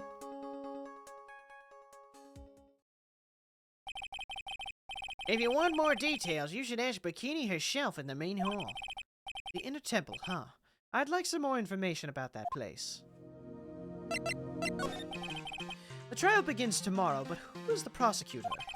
I'm pretty sure it's that Goto guy, but nobody can get a hold of him, so they're looking for a replacement. What do you mean? It's really weird. All of a sudden, no one can reach him. I wonder if the rumors are true. Maybe since Mr. Wright caught a cold and won't be defending, he just lost interest. I intend to appear in court in the role of defense attorney. However, I would be quite unhappy if it came out that I'm actually a prosecutor. Yeah, I can see why. But I'm not the one you have to worry about. I think the real problem is going to be that judge. Really? The judge? You think the judge is going to be an issue? The judge can't tell his balls from his hand. When he's pissing, he's like, oh my goodness, is my finger making urine? That's crazy! Yes, he certainly would remember my face, even after such a long absence. I think we're good. Just put a paper mustache on. Not even like a real mustache, like that looks like hair. Just draw a mustache and tape it on your face, and you're good. That's why I requested that another judge preside over the trial tomorrow. We've only met each other once. There's a good chance he won't remember me at all. Yeah, but what about the prosecutor? Everyone in the prosecutor's office must know you. Wouldn't it be a problem if someone there made a big stink, sir? There's no need to worry. I pulled a few strings and arranged for a prosecutor of my own choosing. Well, Mr. Edgeworth, I had no idea you had such a powerful string to pull. It's my sex appeal. What is this inner temple that Maya was supposedly training at? According to Bikini, it's an old building they used for training the acolytes. It's on the other side of Dusky Bridge. The bridge that burned down, huh? Is there anything else on the other side of that bridge besides the inner temple? Nope, not a thing. Nothing. The other side's surrounded by cliffs on all sides. In a way, it's kind of like a little island out there. So the only thing there is the inner temple. I hear it's not the kind of place a person can survive in. Please be alright, Maya. That's so sweet.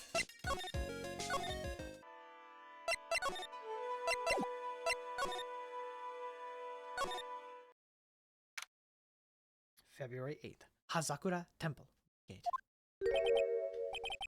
I don't see Larry anywhere. Maybe we scared the poor kid away. His heart was shut tight with a number of psycho locks. I guess I'll have to look for him now. What a thorn in my side.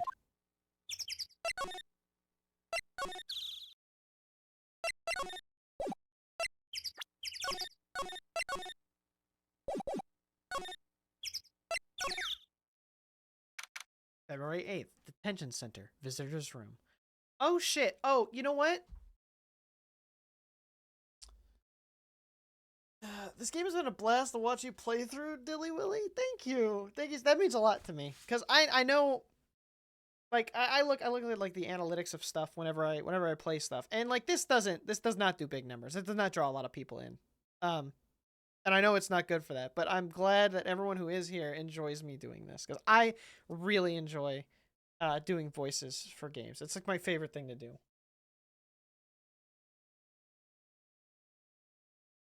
I won't be streaming tomorrow. Tomorrow's Wednesday. Tomorrow is hold on. See, it is. Tomorrow is Jorky's birthday. So if everyone could right now give Jorky a big happy birthday for me, will ya? Jorky, happy birthday! Jorky, we love you! Happy birthday to you! Happy birthday to you! Happy birthday, dear Jorky! Isn't that 6 and 2 is 7?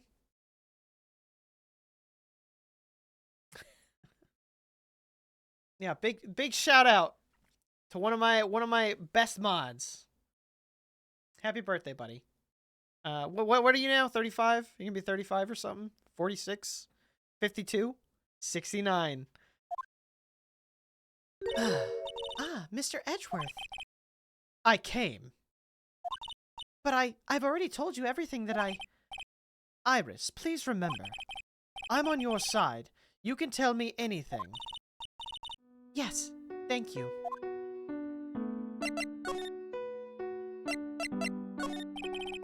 I just finished speaking with the head nun of Hazakura Temple. She testified very clearly as to what happened. She said she saw you stab Miss Elise Dunham with a sword. And one other thing. She said that when Maya Fey began her training at the Inner Temple... I'll wait for that to finish. Hey, Heroes, do you know anything about N64 cartridges? So wait, I don't know if Heroes is subscribed or not.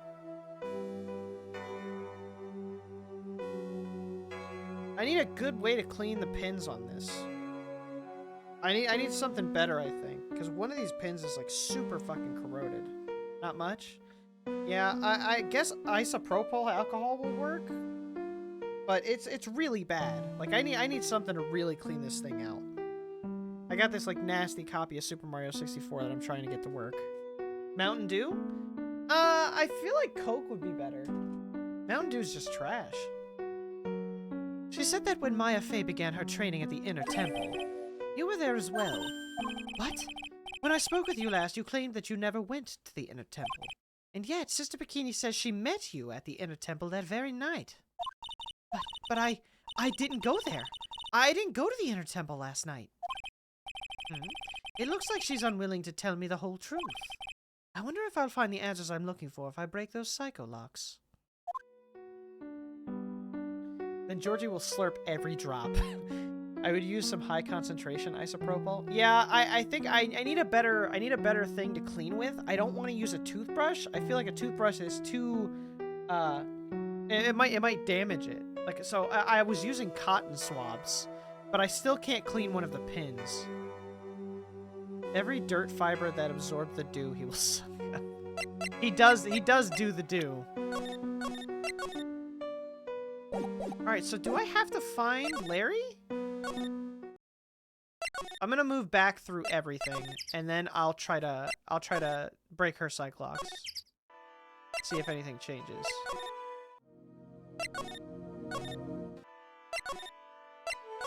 Oh shit.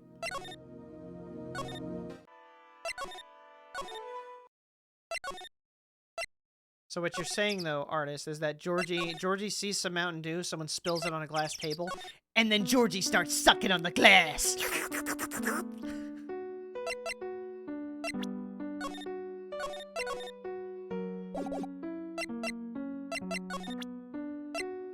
Take that! Take that!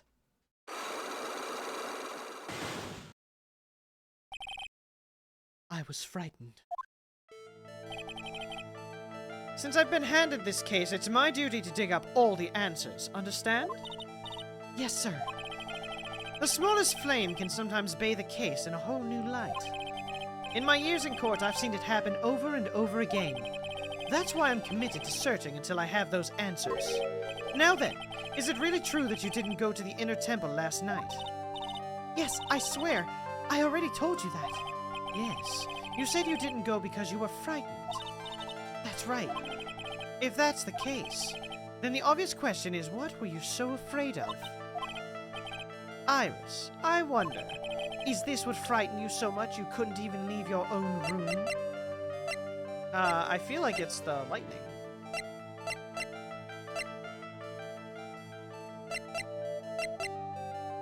When was the snow? Lightning 10 to 11, yeah. Take that! Oh, it's not the lightning? Oh, okay.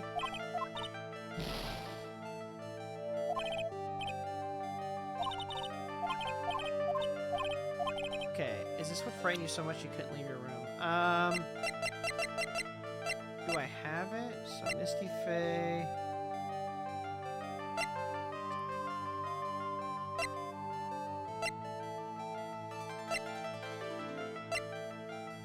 Oh, the note! Oh, shit, I forgot about the note. Salutation here. There is something I must... I had never read this, actually. There's something I must talk to you about. I'll be waiting for you tonight at 10 at the Heavenly Hall. Make sure you come unless you want your secret to be exposed. Okay, so it's this. I totally forgot about this letter. Take that! I found this in the main hall. It's addressed to you. Ah, that's... Well, Iris? Why are you glaring at me like that? You were scared of the blackmailer who wrote this to you. Isn't that correct? Daddy! Was it the evidence or the power of my glare that broke that lock? I like to think it's my sex appeal. Oh well, I don't suppose it matters either way. But Mr. Edgeworth... Yes? I thought that letter was just someone playing a prank on me. A prank? Well, yes, after all, even if I did have a secret, there's no one to tell it that would cause me any grief. I wonder about that. Sister Bikini is like a mother to me. I would never hide anything from her. No, you may not have anything to hide under normal circumstances. However, last night was different. Unfortunately, I don't know the exact nature of your secret yet. However, whatever it is, there's one person you didn't want your secret told to. Was it Phoenix?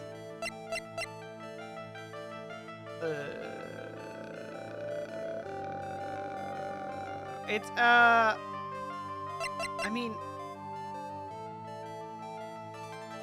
I feel like it would be Bikini.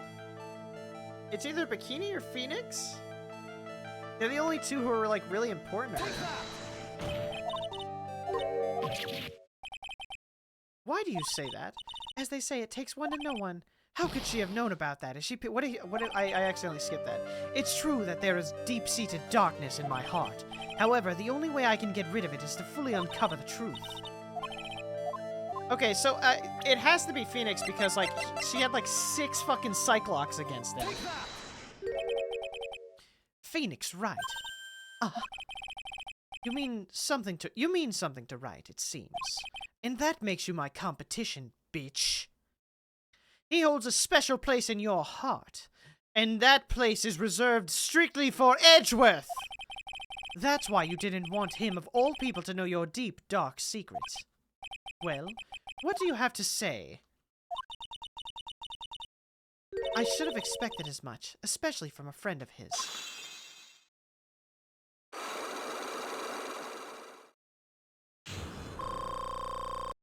Yay!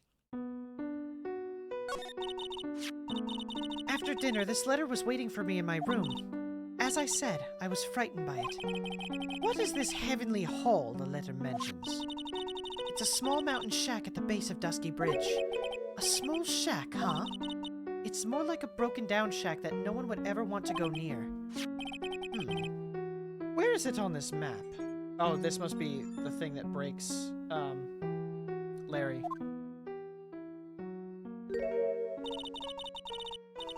I knew it! I was right! I was right the first time! It's around here. To get there, you must follow a small path down from Dusky Bridge. The reality is, to get to the Inner Temple, I had no choice but to cross that bridge. But the thought that such a terrible criminal could be lurking at Heavenly Hall. I was so scared by the whole affair that I didn't even want to think about it. So this is the secret that you locked away in your heart. Yes. It looks as though I may have to visit this Heavenly Hall now. Maybe I'll find some sign of our mystery blackmailer. In any case, you still claim to have never left your room that night. Yes, that's exactly right. The trial starts tomorrow. I promise you, I will win. I'm going to win so that you and Phoenix Wright can see each other again. Yeah, but when I do, you must give him back to me, bitch. 'Cause he's mine. You must break up with him permanently, so that he can know that he is only Edgeworth's property. But it's pointless. Why would you say that? Because I may know who Phoenix Wright is, but he has no idea who I am. What do I think her secret is? If I had to guess, she's not what's-her-face. She's not the girl who got arrested. She's like a twin or something weird. I don't know. Like, if that's the twist, I can't, like, glean anything else from her so far. She either is that girl or she's her twin.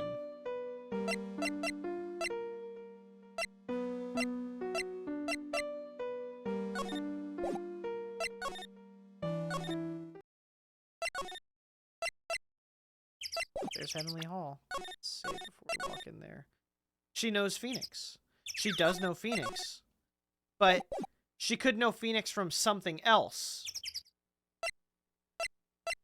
And if you're like trying to like harken me back to the old episodes, it's been a while and my short-term memory is already shit. I had to tattoo my kids' birthdays on my body so I'd remember them.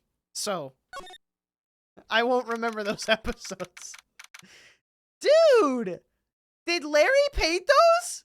Those are good as hell! What the fuck? Whoa, Not much of a view down here, huh? It's still better than the view from my apartment, though. Someone's here. Hide yourself, detective. And the Father of the Year award goes to... Now, see, I don't know if that's sarcasm or not, but instead of just forgetting their birthdays and never remembering it, I permanently attached it to my body so I couldn't forget their birthdays. I feel like...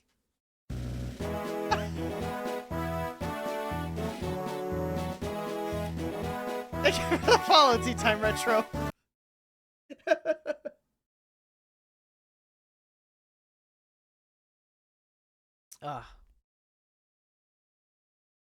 It's still me, still the same Tea Time. Did you change? Did you get a new account? Or do you have two accounts, one for new games and one for old games now? Oh, why does this always happen? Whenever I find a girl I like, they always run away. I even chased one of them to Japan. Next, it's gonna be prison, I guess. Spun off a separate account for Retro Games Handhelds achievements. Good luck with that, man. I used to branch accounts like that, and it was always fucking horrible. Like, it always divided everybody. Because I had a big gameplay channel, and then we tried to do this, like, break-off thing, and I don't do it. I don't even bother with that anymore. I hate doing that. Like, now I do it for, like, VODs. I have a YouTube for VODs, and then the other YouTube, even though I hate putting all the content on one thing, I put it all together. I hope it works out for you, though. I'll steal that detective's wallet. That'll get me locked up for sure. Nah, I can't do that to someone who looks like he's down on his luck. He's just talking to himself. Shh! Be quiet and listen. I knew it. I shouldn't have done that. I blew it again. Done that? What did he do, I wonder? Hey, you! About what you just said. I got an objection! What the?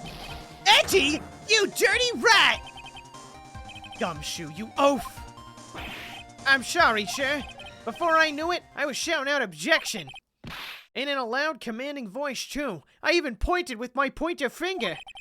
You've watched too many trials. I'm sorry. Okay, Larry, the jig is up. What have you got to say for yourself?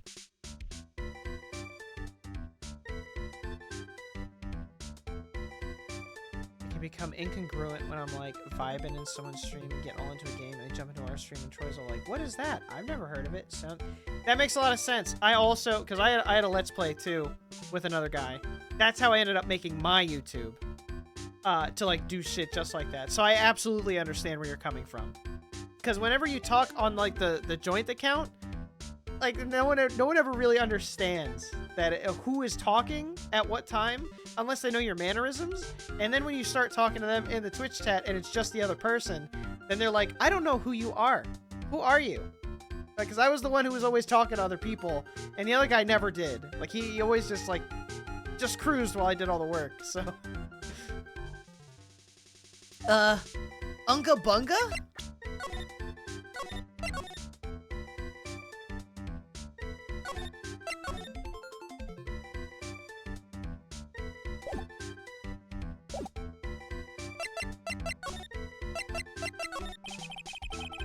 What is this little shack, anyway? Well, I just discovered it myself yesterday. And why were you down here in the first place? Come on, I'm an...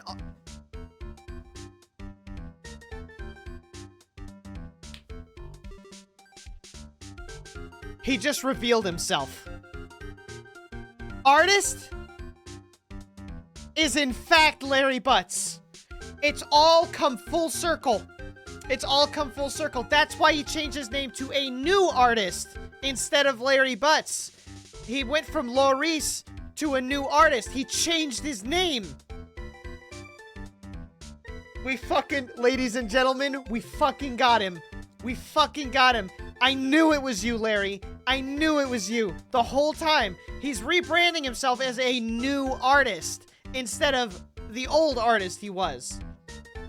Oh boy, you got close. You got close a couple of times, artist. But here, you caught yourself. You caught yourself in your own trap.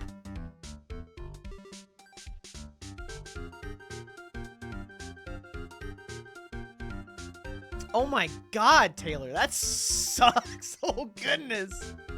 I gave up on women and became ace. Too much heartache. I was looking for a good place to sketch. This is a great little place. It's artistic. It's quiet, it's cold, it's got no power, and it looks like it's about to fucking collapse. Sounds a lot like my apartment there, pal. One thing's for sure. No one's likely to show up and disturb you here. So, can I get you something to drink? Some hot water, maybe? He's getting all buddy-buddy on us, sure? Listen to me, Edgy. Oh, you've got to do this. You've got to save Iris. Why are you so sure she's innocent? Because she's cute? Watch your mouth! She's kawaii! I'm gonna marry that girl. Mr. Edgeworth's pretending he didn't hear you, so I'm gonna ask for him. Have you already asked this girl to marry you? No, not yet. But I can tell how she feels by the look in her eyes. She's got this I really want this man to marry, to carry me over the threshold look. I'm sure Nick would be surprised. He'd never imagined that I could marry such a beautiful girl like that. Something tells me he would be shocked indeed. That's why I didn't want her to do anything dangerous. I mean, what am I gonna do if she gets hurt? What is this guy trying to say? He lost me about a mile back. If we really want to know the answer to that, we're going to have to drag him onto the witness stand. Come to think of it, you still haven't answered my question. Where were you and what were you doing last night? Aw, man, don't you have anything else to talk about? With that kind of attitude, you'll never be a ladies' man like me. Okay. Chill out with those scary eyes, I got it. If you really want to know last night, I saw something incredible. Something incredible?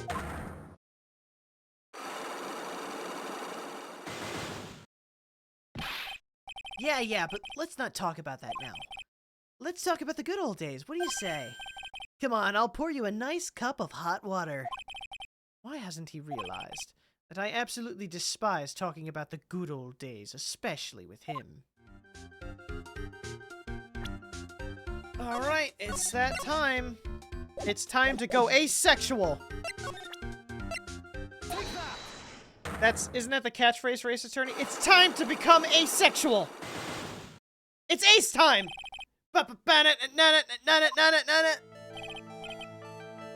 Alright, now you're going to tell me what you really saw last night.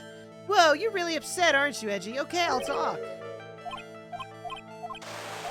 Okay, this is the same thing as before.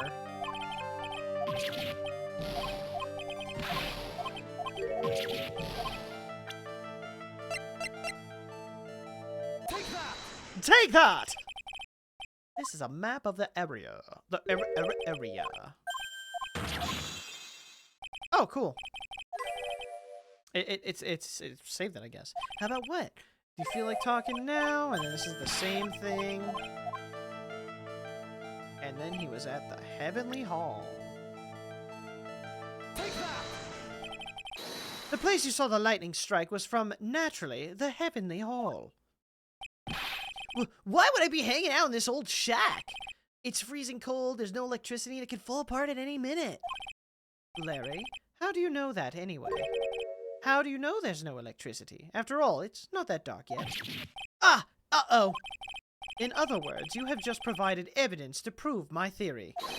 My theory that you've at least once in your life visited Heavenly Hall after sunset. I have to admit, I'm impressed, Edgy. You're in a totally different league from Nick. That's nice. Now tell me, what were you doing at a cold little shack last night? That's what you might call a fair decor. I think you mean a fair decor. Could it be you were waiting for someone? Oh no! You really are one scary guy, you know. I believe that last night you were waiting for this person to come meet you. Oh, is he the one who left the letter? There's only one person you'd wait for in a horrible place like this, Larry. I told you before, don't call me Larry! The person you were waiting for was Iris. Oh, suddenly I feel cold all over, Edgy. No doubt because of my chilly glare. So you think I got the hots for Sister Iris, huh? So you have some kind of evidence? You got something that proves I was waiting for her? Or are you just guessing? This is where I draw the line and end this ridiculous little game. Here's the evidence that proves you were waiting for Iris. It's the letter. Here's your evidence. You called her to this spot with a pathetic blackmail letter. Oh, hey, give that back! You're embarrassing me! What are you doing with that anyway? That's not important. I misjudged you, Larry. What do you mean? Taking advantage of a woman's frailty like that, you should be ashamed of yourself. Oh. Oh. First of all, what's this at the top of the letter? It says salutation here. Well, that's what it said in that book, Letter Writing for Dummies. You're not supposed to actually write that. That's where you're supposed to write, Dear Iris. I'm so sorry.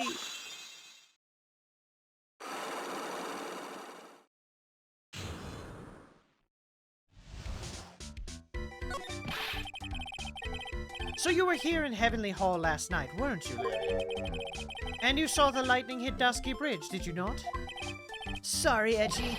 Sorry doesn't cut it, you scumbag. Threaten a young lady like that? Wait, hold up. What now, pal? What are you talking about? What threatening stuff?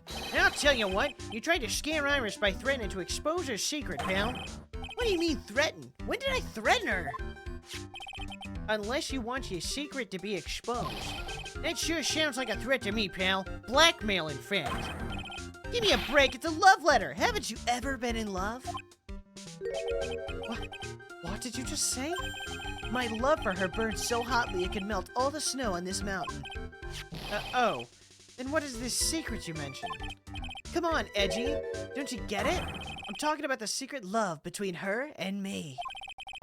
Obviously, she wouldn't want Old Lady Bikini to know about it, right? About our hot and sour, bittersweet love affair. Hey, it became attracted to the owner. All right. When did you send a love letter in a business-like manila envelope?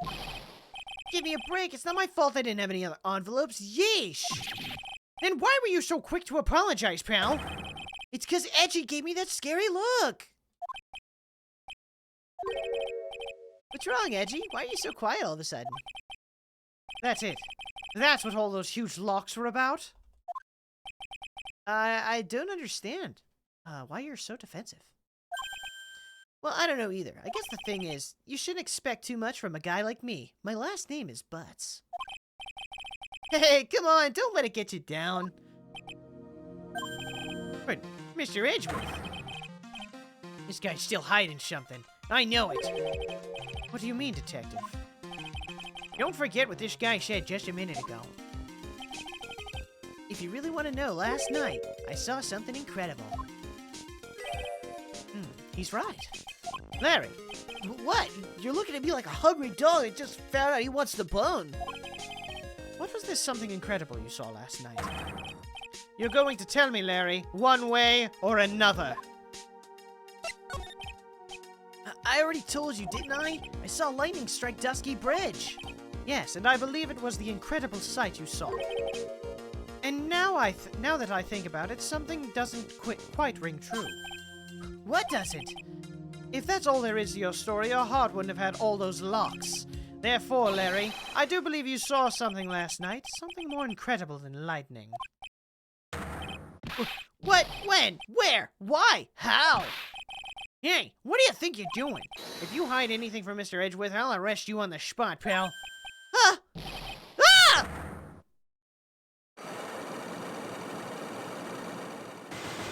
Oh, Christ. No! What's wrong, Shaq? Does this mean I have to do it all over again? Why are you glaring at me like I'm next to be hit by a bolt of lightning?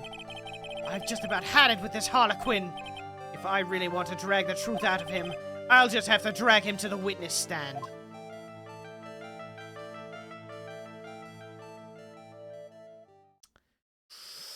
Classic Butts. You know what they say, guys. If something smells...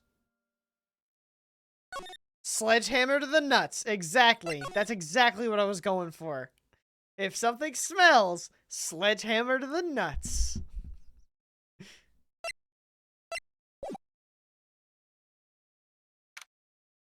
February 9th, 9:47 a.m. District Court, Defendant Lobby, number 1. Alright, give me 1 second. I'm gonna take a little break here. That's the weak spot. Refill my water, go to the bathroom. I suggest you guys do the same. I'll probably go for another hour?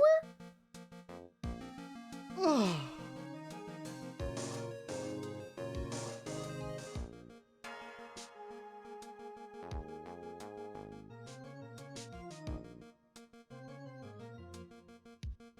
Smacks the weak spot. Right in the balls. I thought it was a weak spot, but not a sledgehammer to the balls.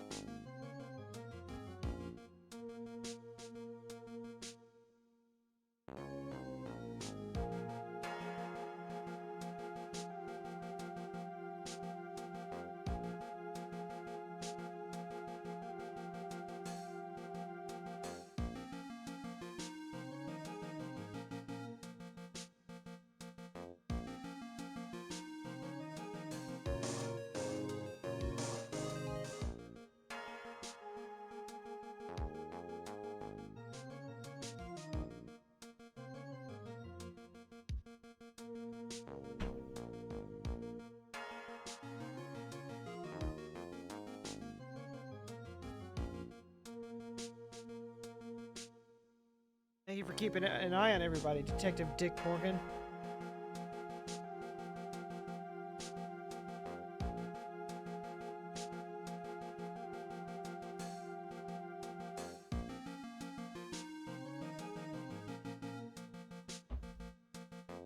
Oh my, Mr. Lorisse feels that way about me?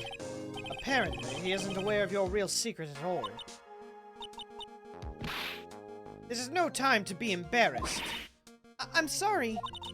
I'm just hardly accustomed to that sort of thing. Worry not, and in any case, whatever it was that he saw on the night of the incident, mark my words, I will drag it out of him.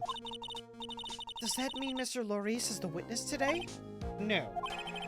I believe that none will be the first to take the stand. Sister Bikini. She claims to have seen the very instant in which you carried out the crime. I just want to ask you one last time. It really wasn't you who killed Miss Elise Dunham, correct?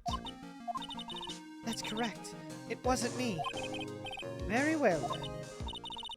Mr. Edgeworth? Yes? You're a prosecutor, aren't you? Are you sure about this? If your true identity is revealed... Don't worry, I've made the necessary arrangements. I see. Iris. It's a prosecutor's job to doubt people. But right now I'm a defense attorney. A defense attorney's job is to believe in people, and to believe it until the bitter end. That's what my friend told me once.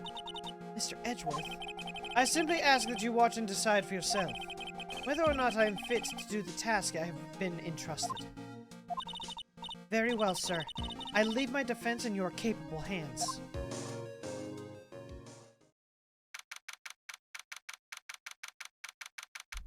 Oh, dude, we're about to fucking kill a religious figure, yes.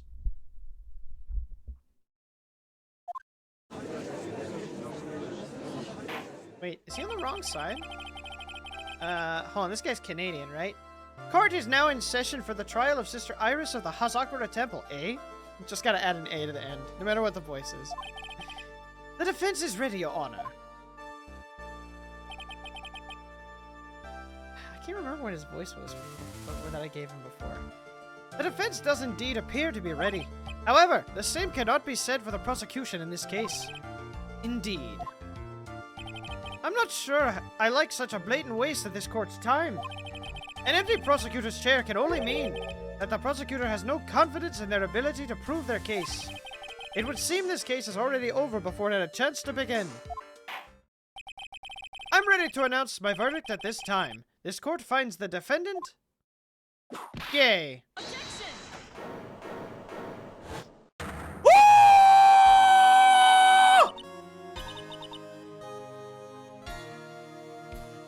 Oh, shit! The prosecution stands ready. And you are Franziska von Karma, prosecuting prodigy. Von Karma, you say? Perchance you wouldn't be of any relation to the legendary prosecutor, Manfred von Karma? Legends are a thing of the past. I am a von Karma, that is all. Upon a special request, I flew in today for the purposes of prosecuting this case. You did? Then you must be quite a big shot, eh? By the way, Mr. Edgeworth. Yes, Your Honor. I'm almost certain that I've seen you somewhere before, or am I just imagining things? You look very much like a prosecutor I met once. I believe you're imagining things, Your Honor. Miss Von Karma, do you have anything to say? There is no such weakling as this man among those of the prosecutor's office. There isn't? But I'm sure once before in this courtroom... Oh! I told you, there is no such weakling. What is that, a whip? I'm not sure I care for such a thing in my courtroom. Bailiff, remove that whip! Hold it! I have no objection to the whip.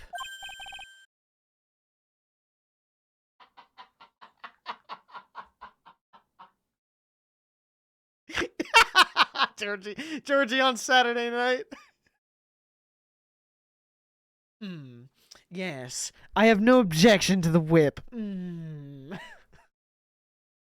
Ah, yes, bring the whip and the butt plugs.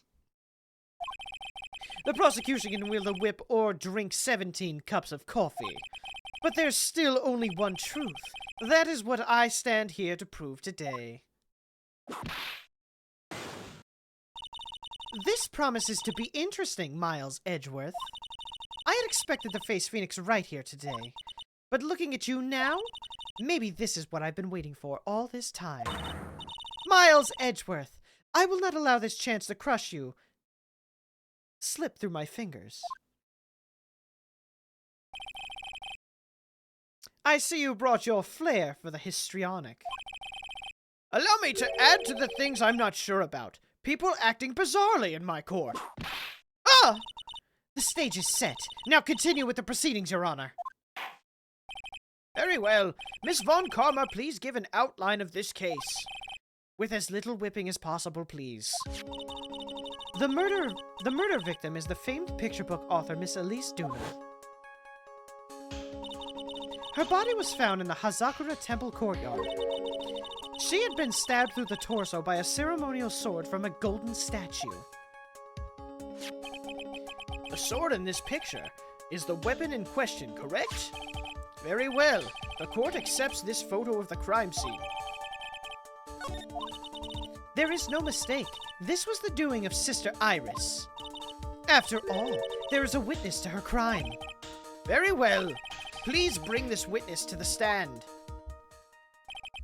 And so it begins. My first and last trial as a defense attorney.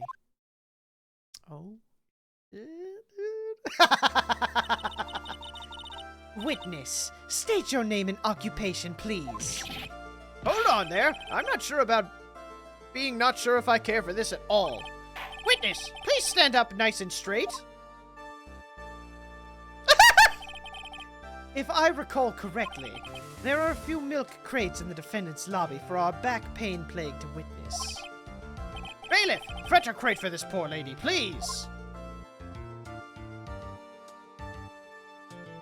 Nice. I can't wait to get the back shot of her standing on a crate. I hope we see it once. Once again, your name and occupation, please. Little old me? Well, I'm the head nun of Hazakura Temple on Eagle Mountain. My name is Bikini. Got it? Bikini. Nice to meet everyone. But you don't appear to be wearing a bikini right now. Ah! The courtroom is the garden of holy judgment. Those with lechery in their hearts should leave this sanctuary at once. You want me to leave? No need to get your bikinis in a twist. Let me tell you, I'm a sight to behold in summer. Oh, ha ha! Her cheeks were flopping when she was laughing. In any case, witness, I hear that you saw the crime take place on the night in question. That's right.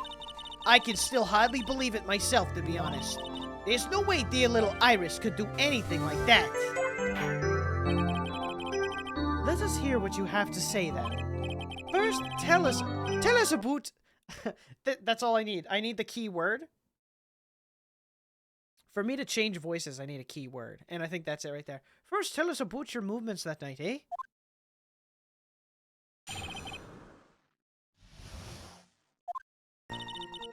That night I was helping an acolyte with her training in the inner temple, but... well, as you can see, my back likes to act up violently. So, I left Iris to help the acolyte and returned to Hazakura Temple.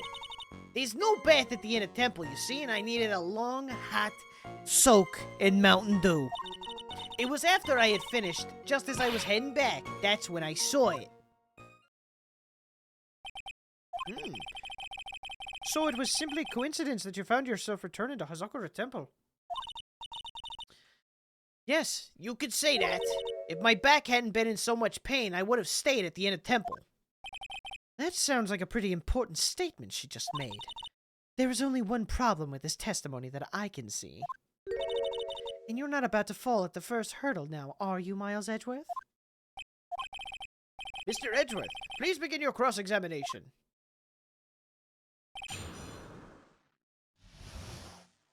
Okay. That night, I was helping an acolyte with her training. But my aching back, my aching testicles. Hold it! Hold it! What is this inner temple? Well, see, conversing with the spirits is what we train people to do, right? We'll be the ones asking you the questions, madam. In order to do that, a place strong in spiritual power is required. There's a small temple across Dusky Bridge called the Inner Temple. Acolytes must spend an entire night there to undergo intense training. And how exactly do you help with this process? It's all quite exacting. It can't be performed without a nun supervising. Like a tutor watching to make sure a spoiled child studies. A tutor with a whip in your case. If that is the case, then why did you return to Hazakura Temple, where the murder took place? Hold it! My back likes to act up violently. Violently? That's right. Sometimes my spine just pulls out a knife and threatens to kill people. It gets wild.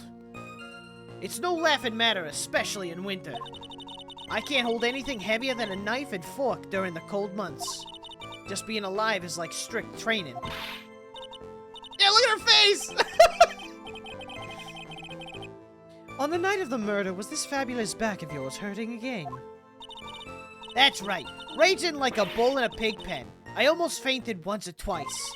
I just knew that unless I warmed it up, it was gonna finally finish me off. Hold it! You left Iris to help. With what? What do you think? The Acolyte's training, of course.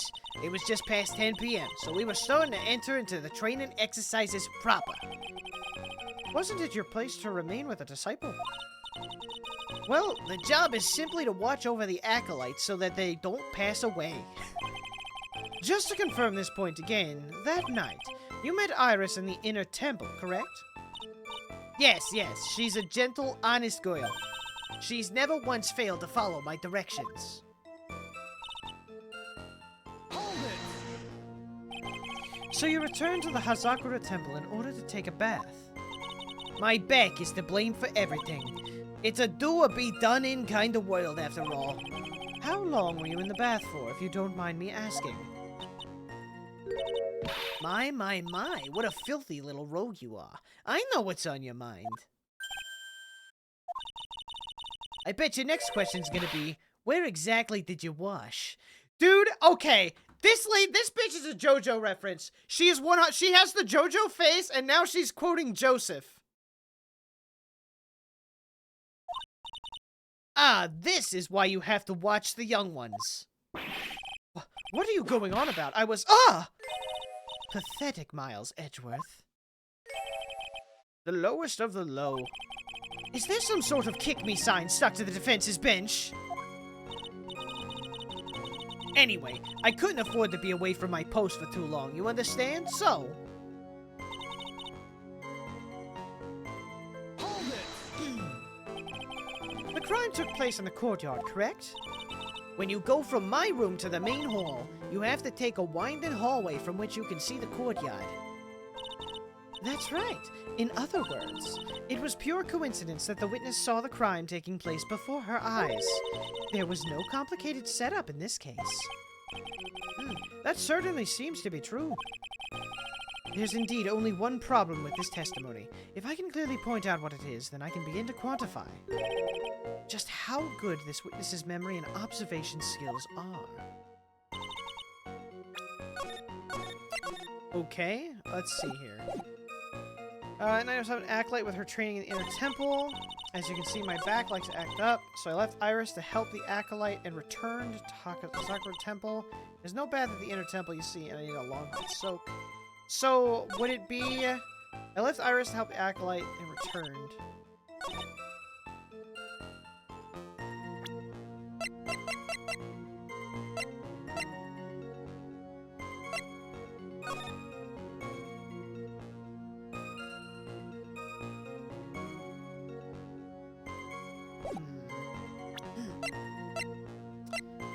Trying to when did 10 to 11 cause loss of blood from stabbing back?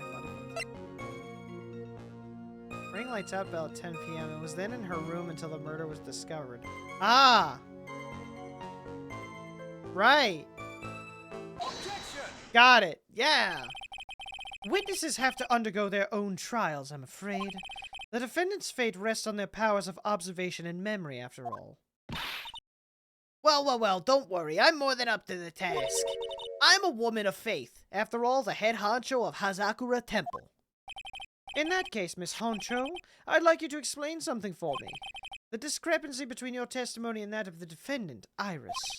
She claims that after ringing the bell at lights out, she went back and stayed in her room. Which means she did not go to the Inner Temple at all. No! She said that! A defendant or a witness? Who is more likely to lie, do you suppose? The defendant is simply lying to cover her back. But that is completely illogical. The murder was committed in the courtyard of Hazakura Temple. Claiming that she went to the Inner Temple would make more of an alibi. But that is odd. Whatever the reason, I can't believe she would lie. She does indeed have honest eyes. Ah! All people lie. That is my belief. True. Why am I the only one being whipped here? Anyway, neither the witness nor the defendant have any reason to lie. Which means we must call your memory into question. Dear, dear, dear. You're older than me, and yet you want to play that game, do you? Well, that isn't exactly what I... My memory's perfect. Crystal clear, especially in winter.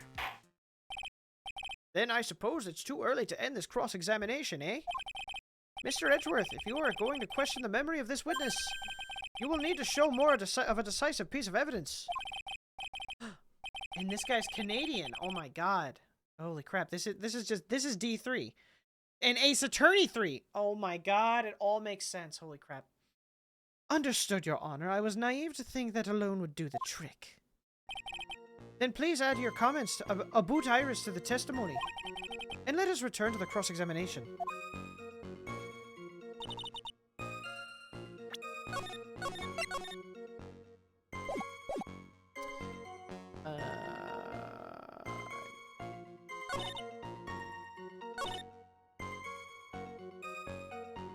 Hold it!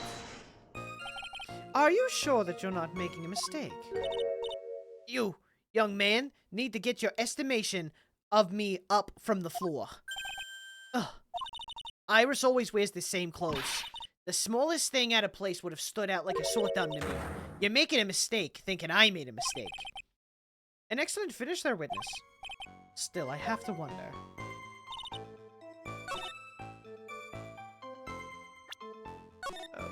Okay, now hold on a second. I feel like...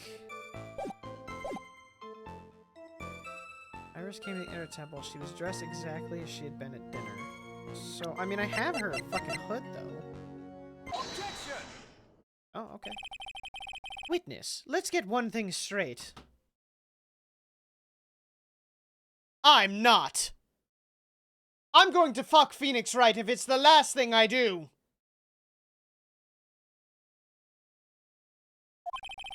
The defendant whom you claim to have met, she was wearing this demon warding hood, correct? Of course! That is a very important piece of clothing, I'll have you know!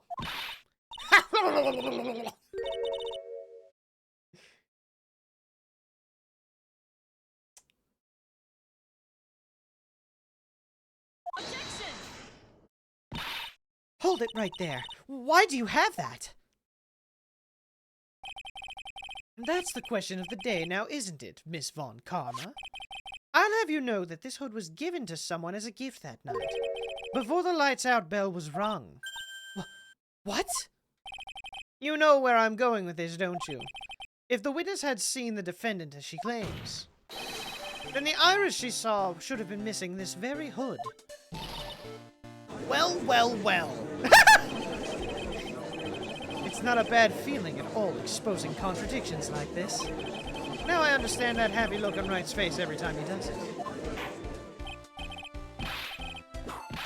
Ah! Sister, this hood, you have spare ones around the temple, don't you? Spares? Well, I do tend to make too many of them. I see, a stockpile. A surplus of hoods, eh? Each nun's only given one hood, and the males get theirs taken away. This should be the only hood that Iris owned. Then this is quite strange. Ah! If there was a surplus of hoods, then she could have worn one of those. There is no contradiction here. I'm sorry to break this to you, Miss Von Karma, but you won't get away that easily. Discrepancies such as this will sow seeds in any human heart. The seeds of doubt. Witness, while I don't wish to call your testimony into doubt, you must give every detail with precision. I'm not sure I'm comfortable going along with this. Sister, you shall continue with your testimony. Tell us what you saw after finishing your bath on your way back to the inner temple. Those seeds of doubt are sprouting in the judge's heart. They just need a little more stimulation to bear fruit. And I can stimulate. Contradictory stimulation. Ah, It's what I've been edging my whole career.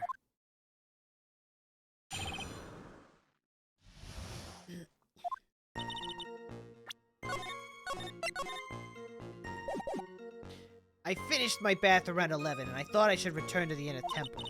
And as I was walking back, I heard a noise from the courtyard. I took a look, and Iris was... oh, Mystic Elise. And with that sword of all things... Mystic Elise was staying in the corner room, which faces out onto the courtyard. The stabbing I saw must have occurred when she was pushed out of a window.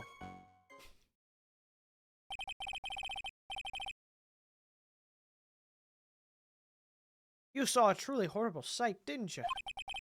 If I was in your place, then it would be much like Miss Von Karma whipping Mr. Edgeworth in two in court. And me seeing it all from this very chair. Chair, baby. Well, something like that. This judge. I hate him. His imagination is about as vivid and creative as Detective Gumshoe. I would look the fool if I commented on such foolishness. Fool. Anyway, this case is mine, Miles Edgeworth. Calling everyone by their full name, can't you do something about that habit of yours? It's a mom thing, I guess. I mean, she is mommy, right? There's my bath around 11. I thought she would return to Hold it! How far is it from your room to the inner temple? Let me think a moment. About 20 minutes on these stumps of mine. It's about 15 minutes to Dusky Bridge from Hazakura Temple. The inner temple is just beyond the bridge. Still, you never made it back there that night, did you? That's right. I was heading along the walkway toward the main hall. And as I was walking back, I heard a noise from the courtyard. I took a look and... Hold it! You say you heard a noise. thump! Just like that. That could only be the sound of the victim falling. It's very quiet in the temple, you know. You can even hear the snow falling from the branches. Thump! Just like that. But then, couldn't this noise you heard have been snow falling to the ground? I never thought of that. Ho ho ho ho! Ho ho ho! Ah! The next one to laugh gets a whipping. Well, whatever the source of the sound, I looked over at the courtyard and... Hold it! Alright. This is the second time that the witness has testified to seeing the defendant. But some doubt remains in these claims. Hey, just what does that mean? Just because you're a good-looking young man doesn't give you the right to fucking... Maybe it does, honestly. Oh, jeez. Ooh. Ooh. What a man. What a man! The murderer who stabbed the victim with a sword. Sister Bikini, try to recall exactly who it was you saw as clearly as you can. Well, you're a handsome young man, so I'll forgive you if you show me your boner. Oh, now that you mention it. There was something awfully strange about her. Something that has been bugging me all this time. Please don't keep us in suspense. Her hood. Her hood? That's right, it's coming back to me. Iris, she wasn't wearing her hood. I thought something was out of place, but it all makes sense now, doesn't it? After all, she'd given that hood away to someone, right? Ugh! Huh. You've dug your own grave, Miles Edgeworth. What do you say, Mr. Edgeworth? Is this testimony important? It is. This may initially appear to put me at a disadvantage, but I can't see any other leads at the moment. Your Honor, I would like these new statements to be added to the testimony. Huh. Miles Edgeworth, if you want to hang yourself, you need to only ask. I'll gladly lend you my whip. Witness, add that statement to your testimony. No problem. Hold it! You are sure about that? Yes. After all, we always wear the same clothes. I don't mean because we're poor, you understand? It's our style. Yeah, that's it. There's absolutely no need to explain yourself. Anyway, she looked different from normal, so that really stuck out. Like me holding a whippet puppy instead of my whip. At least then it might bite you and not someone else. Iris didn't have a hood on, I'm sure of it. Very well. Now, please tell us about the victim, eh? He pulls out some fucking poutine. Tell us about the victim, eh? Hey, how about them penguins? Mystic Elise was staying in the corner room which faces the courtyard. The room the victim was staying in overlooked the courtyard, correct? Which means the victim's room was on the 2nd floor. No, Hazakura Temple's a single-story building. But the mountain itself slopes downward, which elevates the main gate side of the temple and the guest rooms in the back to about the height of a 2-story building. I see. And the victim was staying in one of those elevated rooms, correct? Yes, I should know. I'm the one who carried the things to her room after all. Stabbing I saw must have occurred after she was pushed out of a window. Hold it! What makes you so sure of all this? It's just like I told you earlier. I heard a noise from the courtyard, okay? Thump, just like that. You're one smart sister, I'll give you that. The autopsy report states that the victim's body was covered in bruises, indicating a fall from around 10 feet in height. It appears that the witness was not mistaken then. Yep, I'm more than just a pretty face, especially in winter. I'm a woman of faith, after all, the head honcho of Hazakura Temple. There's only 2 of them working there. What's wrong, Miles Edgeworth? No snappy comeback remark? It doesn't feel like she's lying. This is very powerful testimony, too. She claims to have seen the instant in which the defendant stabbed the victim. There are only 2 things I can believe in right now. My client, Iris, and my own abilities as a defense attorney.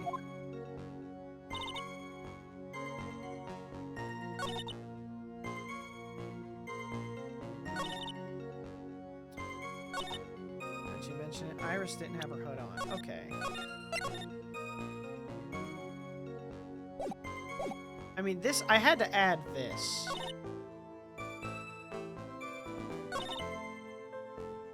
So what do we got? We've got the staff, the sword, the hood,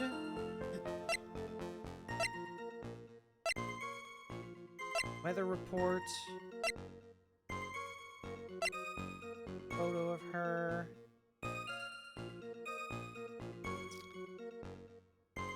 Then in her room until the murder was discovered. 10 to 11 p.m. Loss of blood from stabbing back.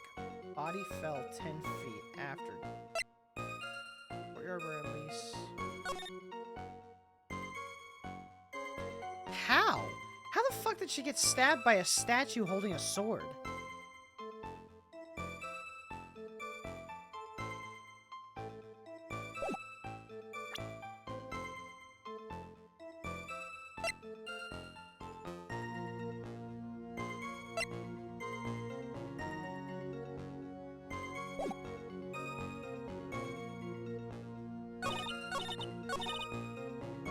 I finished around 11 and thought I should return to the temple. As I was walking back, I heard a noise from the courtyard. Took a look and Iris was, oh, Mystic Elise, and with that sword of all things. Now that you mention it, she didn't have her hood on. Mystic Elise was staying in the corner room, which faces out onto the courtyard.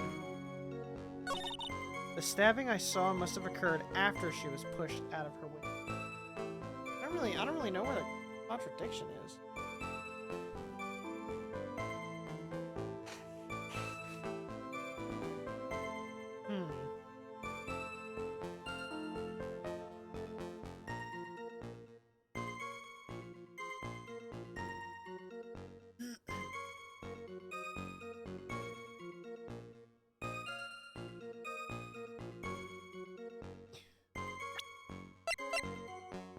I mean, the staff is missing the amethyst, which is weird. Is that the amethyst on her hood there?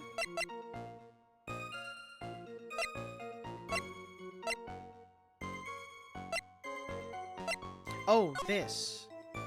Something I must talk to you about. I'm waiting for you tonight at 10 at the Heaven.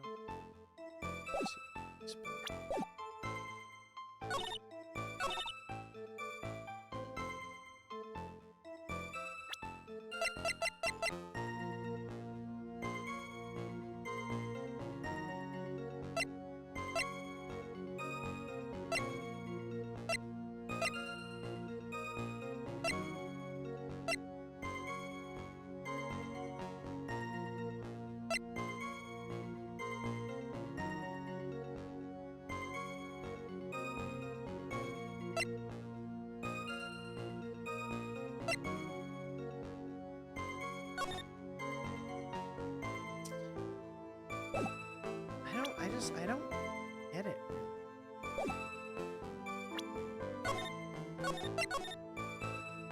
Maybe I'm just like hanging on to the wrong thing here.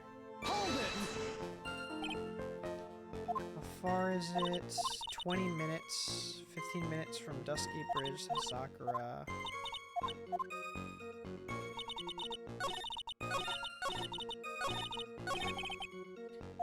It's like it's a very powerful testimony too. She claims to have seen the instant in which the defendant stabbed the victim. There are only two things I can believe in right now. My client, Iris, and my own abilities as defense attorney.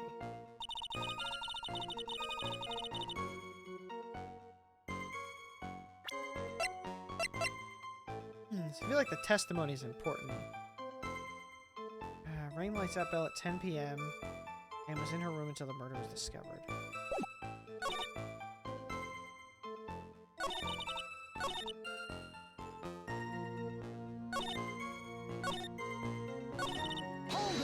Let me see this. This is the second time I was testified that. So can I say it's not important? No, you can't. You're sure about that? Yes, after all, we always wear the same clothes. So no need to explain yourself. She looked different from normal, so that really stuck out. Iris didn't have her hood on, I'm sure of it. Very well. Now please tell us about the victim, eh? Courtyard. The room the victim was staying in overlooked the courtyard, correct? Which means the victim's room was on the second floor. Oh no, Hazakura Temple is a single-story building. The mountain itself slopes downward. It elevates the main gate side back to about the height of a two-story building. And the victim was staying in one of these elevated rooms.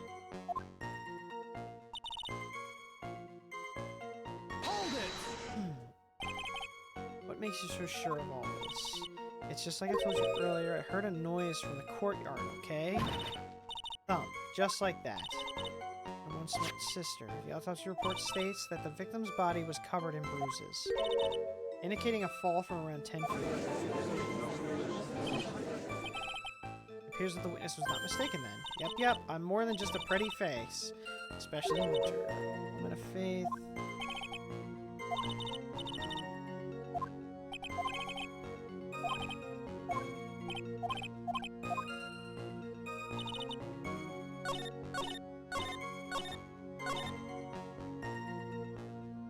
Stabbing I saw must have occurred after she was pushed out of her window. If that's true...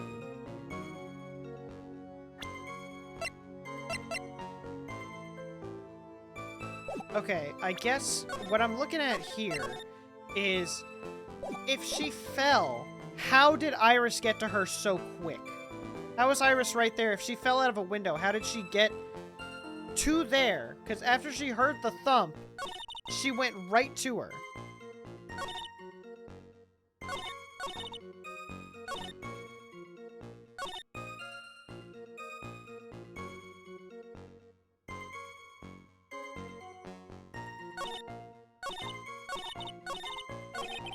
Shit.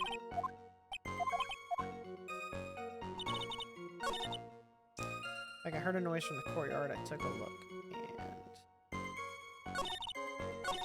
I just really... I don't know what to show for that.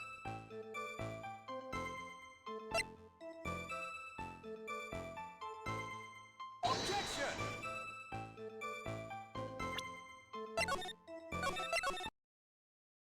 Am I supposed to show it against the last one? Objection! Yeah, I'm a little lost. The only thing I can gather from this is if she fell and she heard the thump and went outside, Iris was there immediately. She didn't jump out the fucking two-story window. How did she get to the ground floor so fast? Because she immediately went after that. I just don't know what to show, or if that's even the line the line of logic I'm supposed to be following here. That's like all I can see though.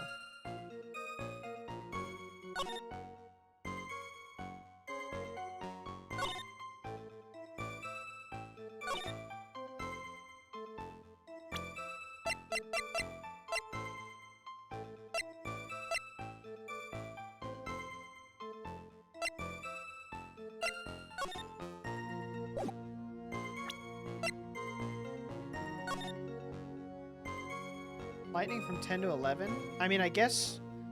Would that have been the thump? That wouldn't have been the thump.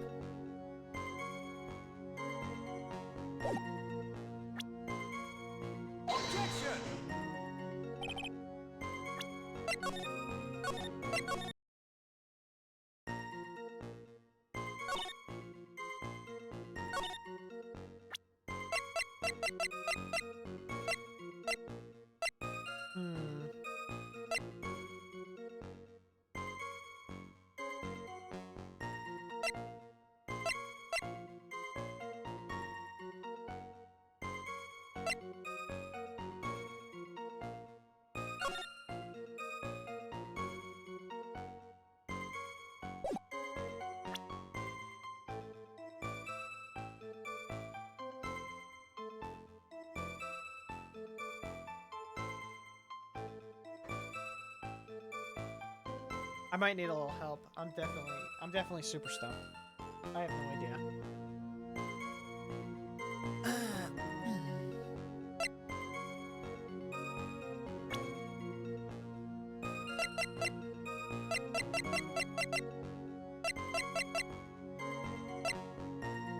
A nun from Hazakura Temple doesn't seem to have any spiritual power. So it must have occurred after she was pushed out her window. Mystic Elise was staying in the corner room, which faces out on the courtyard. And Iris didn't have her hood on.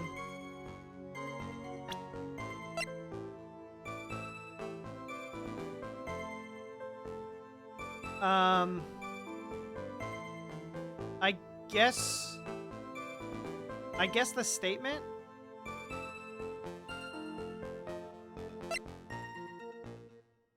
Loss of blood from stab in the back. Ring lights out bell at 10 p.m. Discovered.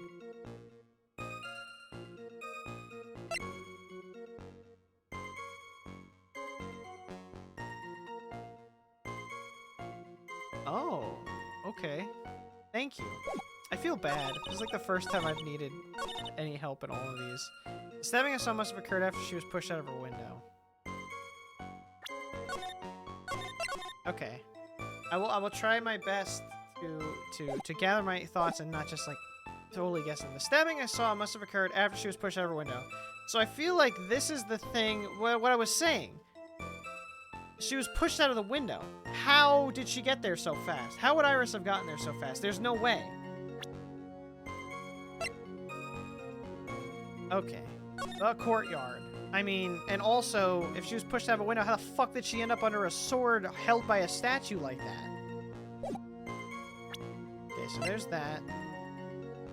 Time, 10 to 11 p.m. Cause, loss of blood from stab in the back. Body fell 10 foot after death. Rang lights out bell at 10 p.m. and was in her room until the murder was discovered. Thinking about her only pupil. The weather data. The temple. So I think that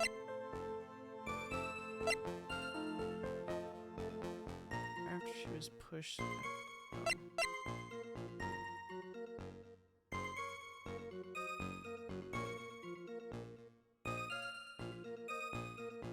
So it's got to be one of these last four. Well, not the photo. It's at the last one of the last three. So rang lights out bell at 10 p.m. and was in her room until the murder was discovered. Autopsy report 10 to 11 p.m. Cause loss of blood from stab and back. Body fell 10 foot after death. And crime photo. The courtyard where Elise Dunham was murdered. So yeah, what's weird is they were saying that she had bruises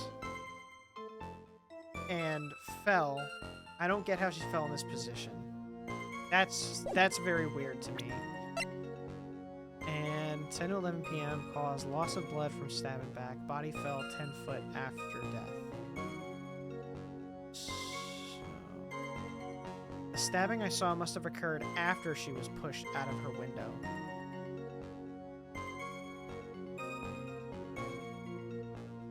Oh wait, are they backwards? Loss of blood from stabbing back. Body fell 10 feet after death. The stabbing I saw must have occurred after she was pushed out her window. Okay. I guess that makes sense. stabbing I saw. Hold on. It's weird. It's weird. It's like jumbling in my mind. Like I'm not getting it. The stabbing I saw must have occurred after she was pushed out of her window.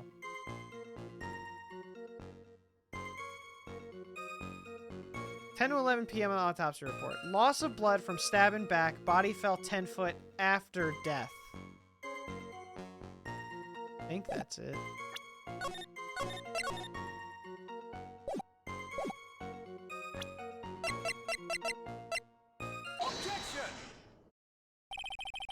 Impressive logic. That's what I'd like to say anyway. That took me way too long. Oh, please do. My brain is something else, especially in winter. However, I think you are overlooking one thing. Miss Von Karma, would you be so kind as to take another look at the autopsy report? The autopsy report? The victim did fall from a height of 10 feet. However, this fall was after she was killed. Ah! That's right! It says after death right here! The scene the witness claims to have seen is contradictory. If the defendant stabbed and killed the victim there in the courtyard, how did the victim then go on to take a 10-foot fall?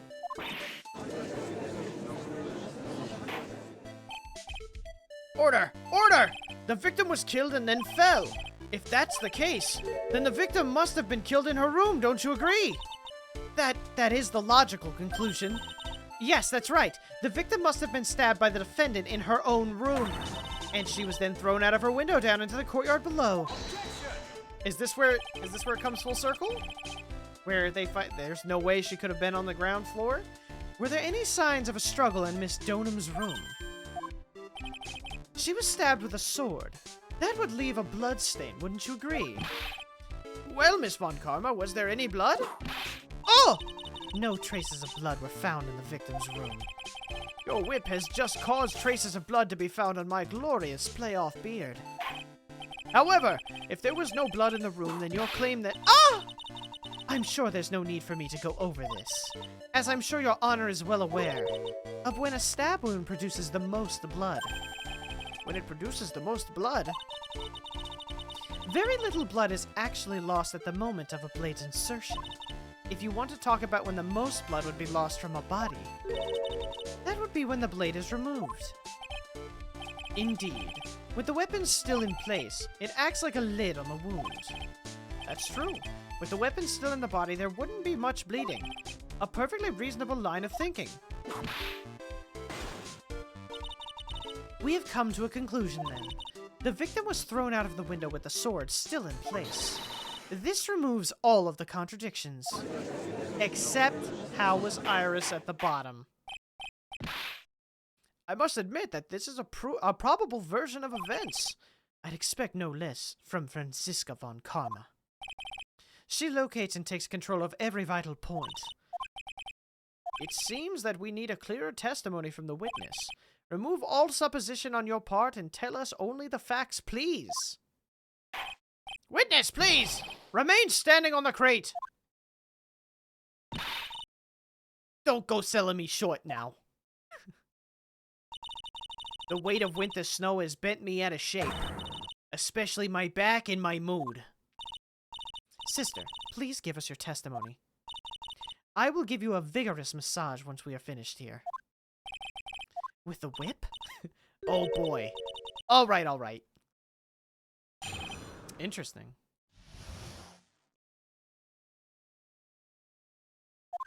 Ugh. When I looked across at the scene, the sword was already in place. Thinking about it now, I didn't actually see her stab Mystic Elise. I've never seen so much blood before. That's when I fainted. You can't blame me, can you? And when I awoke, Mystic Army was stabbing Mystic Elise through the back. This all confirms Miss Von Karma's theory. Von Karma strive for nothing but perfection. Putting together such facts is nothing for me. You should know that, Miles Edgeworth. Perfection is an impossibility, Franziska Von Karma, and I'm here to teach you just that. Further details.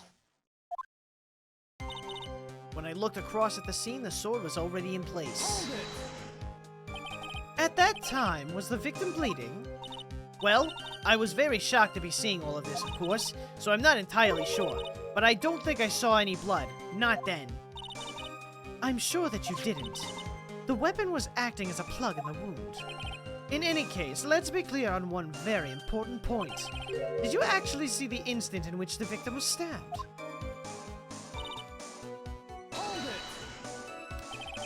Think carefully. This is very important.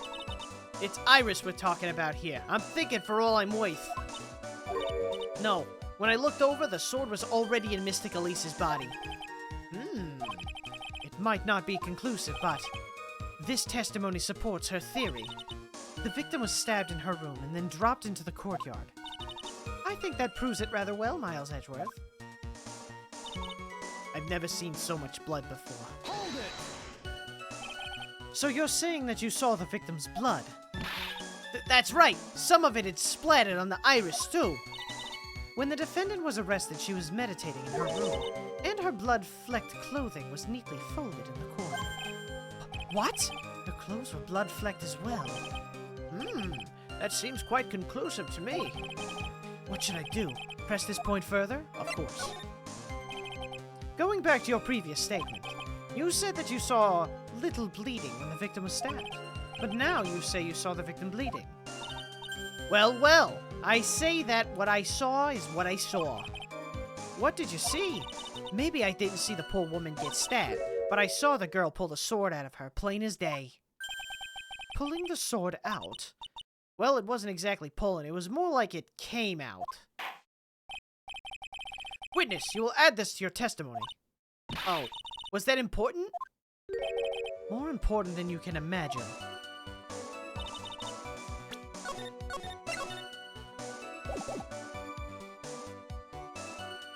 In which the blade plunged into the hilt was...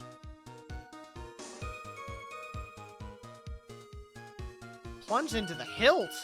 Hold it! Smoothly, you say? You're saying you saw the sword smoothly slide out. That's right. The whole thing happened right next to the gold statue of Mystic Ami. Mystic Elise was on the ground, and Iris was stooped over her. The sword was buried up to the hilt. When Iris stood up, the sword in her hand just slid out of Mystic Elise's body. It slid out from that gaping wound. Ugh! It goes without saying that if the sword was removed there, it would be bleeding. Nothing out of place here. Is that really the case? I can't help but feel that something about this testimony is very out of place. That something which couldn't possibly have happened appears to have happened.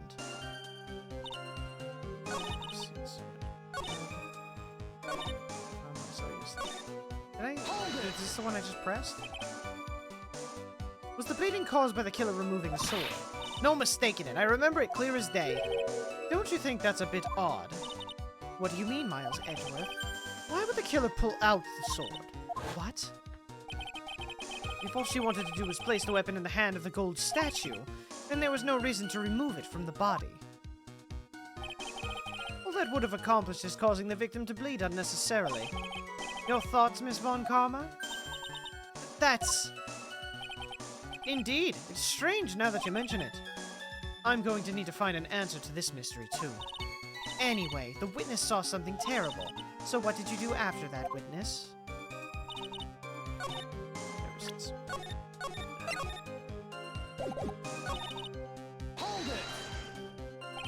Now, on to what the killer did next. You saw none of it, correct? Well, I was unconscious. How long were you out for? I don't know, 10, maybe 20 minutes? A young man with a very prickly-looking head woke me up. By stepping on me, actually. I'm not sure I like the method of resuscitation. Well, I wasn't asking for mouth-to-mouth or anything of the sort. But I would have welcomed a more gentle awakening right about then, let me tell you. I shall have words with the offender personally. What did you see upon awakening? When I awoke, Mystic Ami was stabbing Mystic Elise through the back.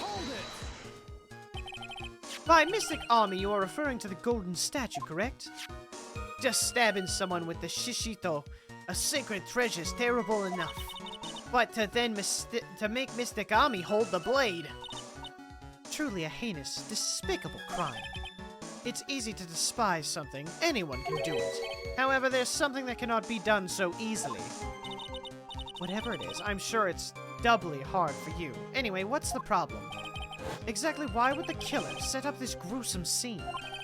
Can anyone explain the reasoning behind that? No, I don't think I can. There isn't always a logical reason behind why someone acts. That's true. So true. In early spring, for example, I often find myself... There isn't always. That phrase might come in handy someday. There are too many unnatural elements in this case. Why was it necessary to use the Shishito from the Ami statue as a weapon? Why was the weapon ultimately placed back in the hand of the statue? If I can expose the flaws in this testimony, perhaps then I will begin to find the truth. The sword was already in place. Thinking about it now, I didn't actually see her stab Mystic Elise. I saw the instant in which the blade plunged into the hilt was smoothly drawn out. I mean, it's not plunged into the hilt. Does she know what a hilt is?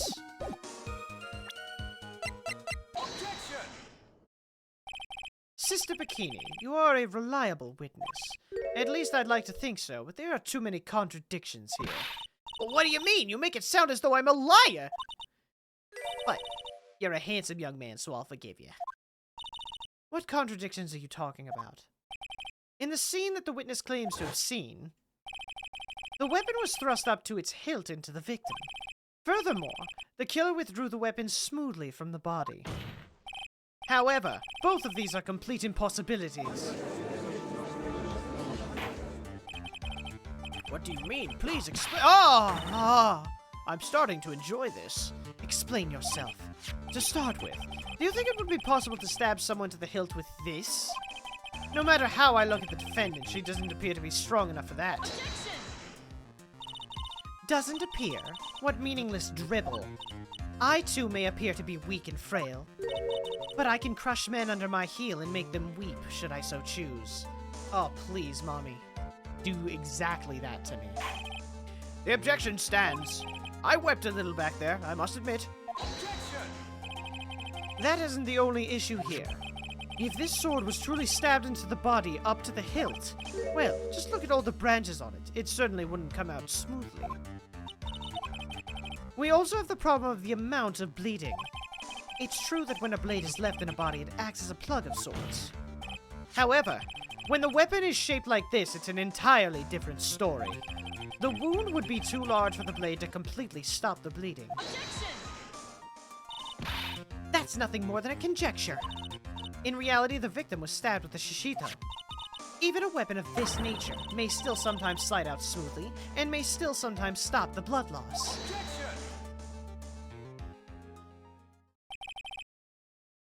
I'm not finished. I'm edging, still, for one conclusive contradiction. You've still got more! This one is simple. If the sword was really thrust in all the way to the hilt, why is there only blood on the tip? If this witness is telling the truth, then there should be blood along the entire length of the sword.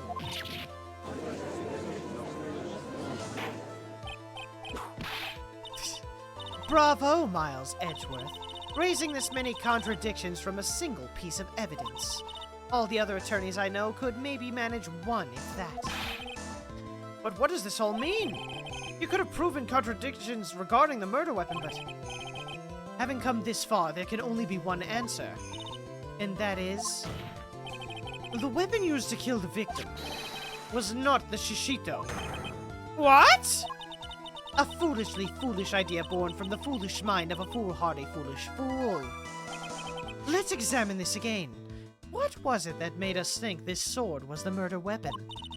Well, it's because Mystic Ami was holding it? Exactly. However, if you reflect on this, that is the only basis we have to assume such a thing. The impression left by the scene was just too strong. That is what influenced us. It influenced us to believe that the Shishito was the murder weapon.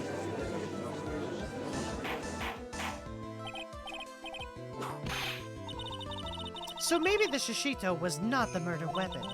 Even if that's the case, it changes nothing, Miles Edgeworth. The sister here saw everything. She saw the defendant stab the victim with a sword-like object. That's true. Your response, Mr. Edgeworth. If that is so, I would like the prosecution to answer the obvious question it raises. The obvious question? Yes, namely, where did the real murder weapon disappear to? It goes without saying that the police searched the main hall and the surrounding area. Perhaps the prosecution can enlighten us as to if a sword-like object was found. That's... Answer the question, Miss Von Karma! No evidence of that kind was found. Another mysterious mystery to throw onto the pile of dog shit. A trial without a murder weapon is a tricky beast. Excuse me, could I say something? I just remembered something, actually. What is it, sister? I was just thinking. It's possible that just maybe what actually happened was... it was just over there. What exactly are going on about here? The murder weapon, I mean. Maybe. I think I might know where the sword was disposed of. You what? Well then. I think we need to hear the testimony from you one more time, sister. Impossible! What else could this old woman have seen?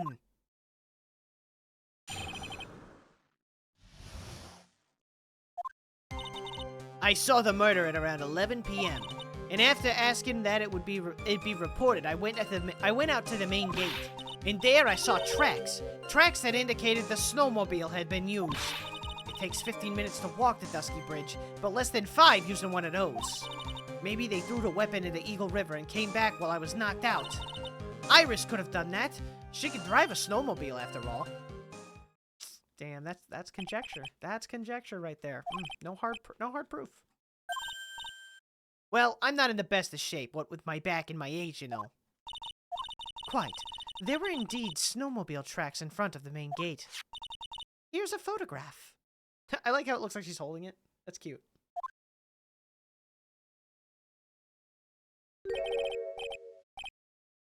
Snowmobile, eh? I see.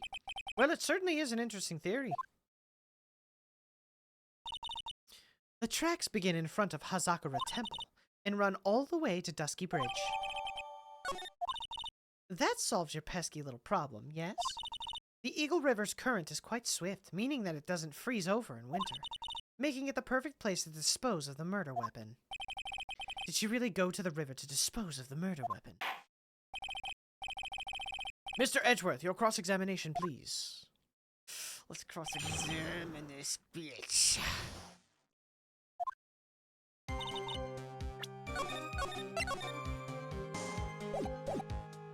I saw the murder around 11 p.m. Hold it! You're sure about the time? Yes, I was worried about it after all. Why was that? Because I have a strong sense of responsibility, especially at this time of year. The Acolyte was being doused in freezing water at the time. I couldn't very well take it easy in the bath all night, now could I?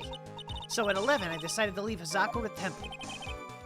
Her estimation of the time seems reliable, at least. That, it would be reported.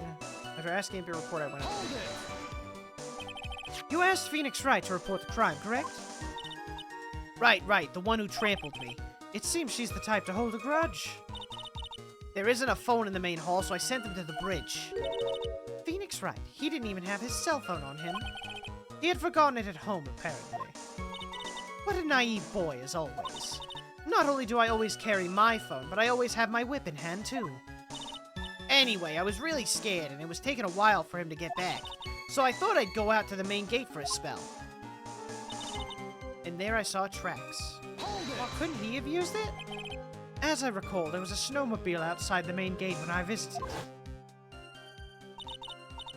That's it. That's the only one we have. It'll run no matter how much snow falls. Oh, well, no, because when he was doing it, he was panting, saying that, yeah. Now, you're certain the snowmobile was there at the main gate when you arrived? Yes, of course. It was parked in front of the gate. So she had already gone, discarded the murder weapon, and returned by that time. I'm not sure this is really relevant. What should I do? I need answers to every possible doubt. The snowmobile in question, was it still warm at that time? Huh? Huh? Huh? What do you mean? What do you mean? What do you mean, eh? What do you mean, Miles Edgeworth? I'm playing to a slow crowd here.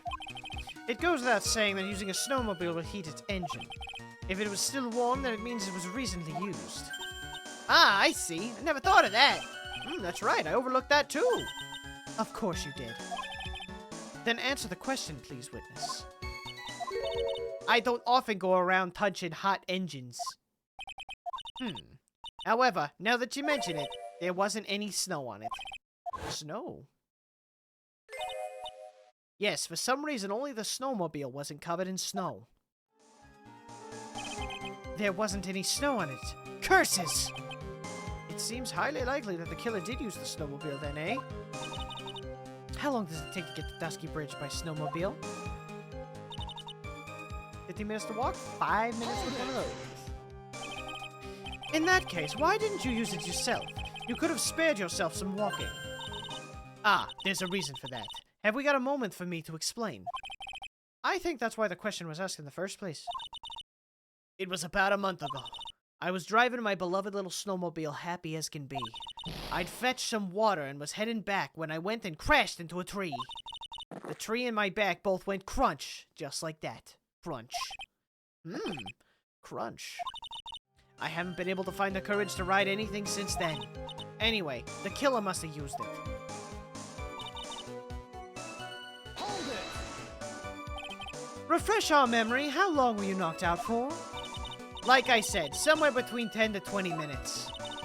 It's possible to get to the bridge and back in 10 minutes using the snowmobile. I have to concede that this is more than enough time. Is that all you wish to concede, Miles Edgeworth? Hold it! Well, it would have been impossible time-wise. One element remains out of place here, and it's the bug element. Oh, and what would this mystery element be? The killer's reasoning, Your Honor. Why did the killer do any of this? Why go to the Eagle River to dispose of the murder weapon when there are other methods? Too many unanswered questions. Your response, Miss Von Karma? Turning to me for help over the slightest thing. Why don't you think for yourself once in a while, Your Honor? What? She's as over the top as always. Anyway, whatever the reason, the fact remains that the defendant could have done this. The murder weapon was disposed of in the river. Another point to me, Miles Edgeworth. Another mystery to feed the fire. Was there any reason to go and throw away the murder weapon? Luckily, there's surely a problem with his testimony. Now all I have to do is start poking holes in this flawed account. God damn it, I gotta pee again. I saw the murder around 11. After that, it would be reported. After asking it to be reported, I went out the main gate. And there I saw tracks. Tracks indicated the snowmobile had been used. It takes 15 minutes to walk the Dusky Bridge, less than 5 using one of those. Maybe they threw the weapon at Eagle River and came back while I was knocked out. Iris could have done that. She can drive a snowmobile after all.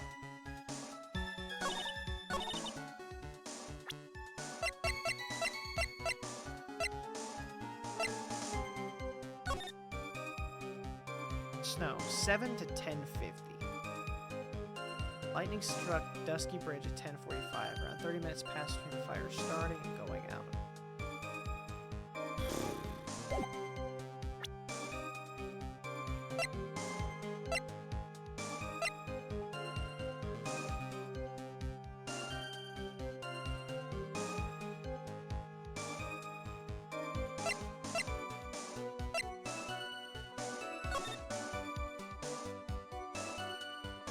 So you can see the footprints. I guess those are Phoenix's footprints running away? They look like they're good. That one right there looks like it's going towards the temple instead of running away.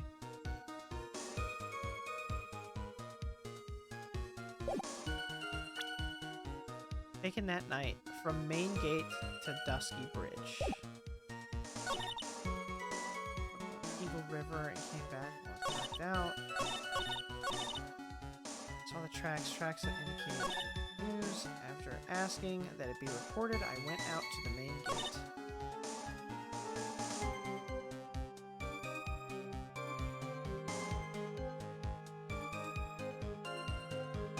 Larry was there, right? So he would have seen somebody right up there on the snowmobile.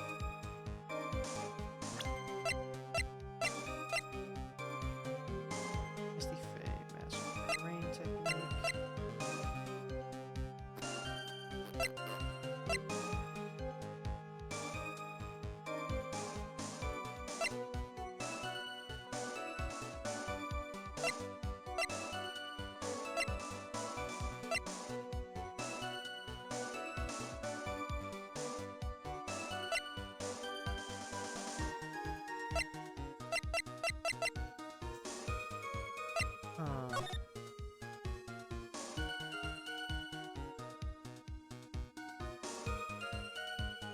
So it snowed until 10:50 p.m. and lightning until 11. So she saw the murder at around 11, so that means it would have stopped snowing. Okay. So it would have, the snowmobile would have had to have been used after that time. Ugh. What did I went out to the main gate? There I saw tracks. 2 minutes to walk.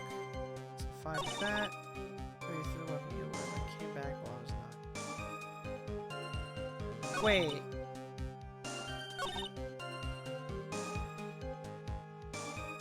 If it was gone, all she would have had to do was wait there to see who came back. Right? Because if she walked out at the time and it was gone, how did she miss the snowmobile being returned?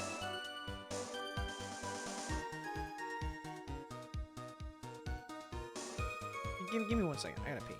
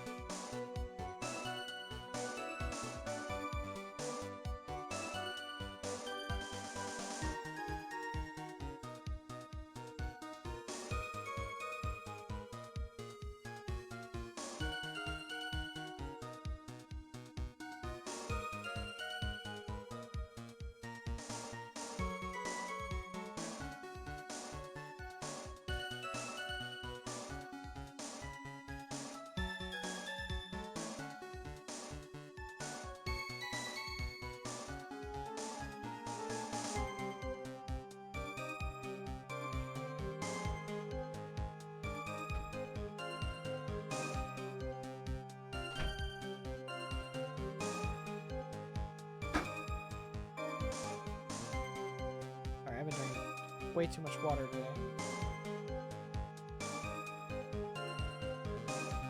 Okay.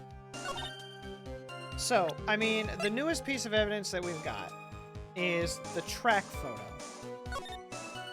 So I'm trying to think about it logically. So she says that they could have left and thrown it away.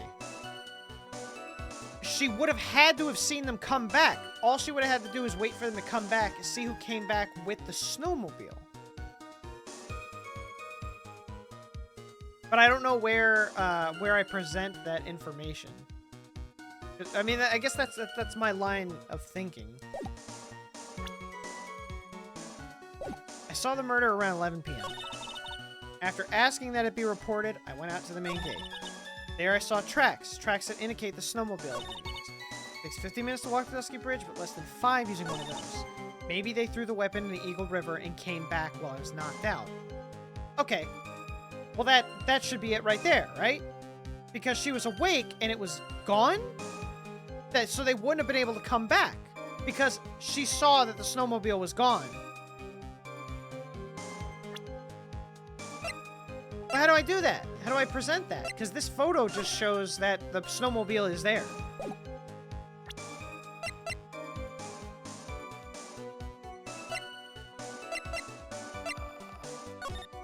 I don't think it's the weather data. That's the next thing. Iris could have done that. She can drive a snowmobile after all.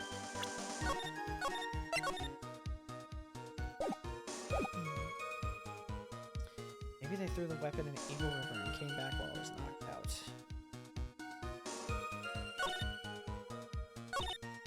I saw tracks that indicated the snowmobile. Well, it didn't say it was gone. Hold on, let me press this again. Let me read what this says. I recall there was a snowmobile outside the main gate when I visited. Now you're certain the snowmobile was there at the main gate when you arrived? Yes, of course. It was parked in front of the gate. They already gone, discarded the murder weapon, and returned. Oh, okay. Well, hold on. The snowmobile in question, was it still warm? Okay.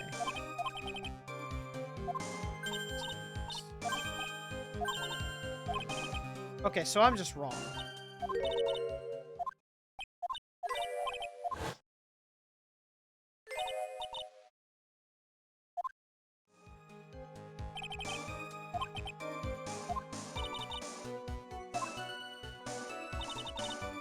Okay, so I misinterpreted that. It was there. The snowmobile was there the whole time.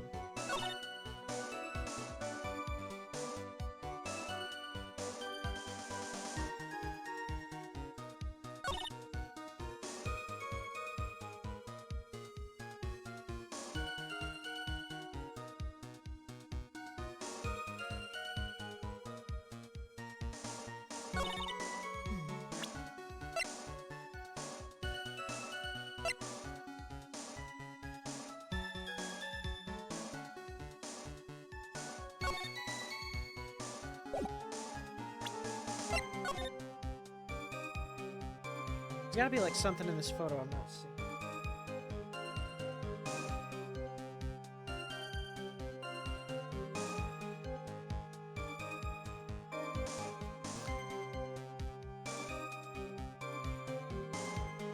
Oh, I think I got it. There are only tracks going back. There are no tracks leaving. Right?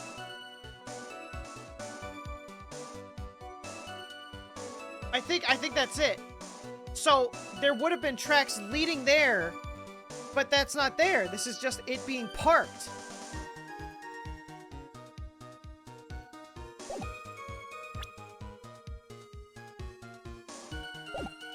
But how do I use that? Maybe they threw the weapon into Eagle River and came back while I was knocked out. Okay. It stopped snowing at 11 p.m.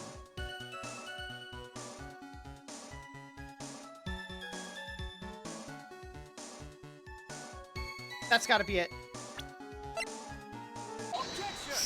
Let's go! I admit this photograph proves something. It proves that the snowmobile was used on the night of the murder. You finally accepted the inevitable, it seems, Miles Edgeworth.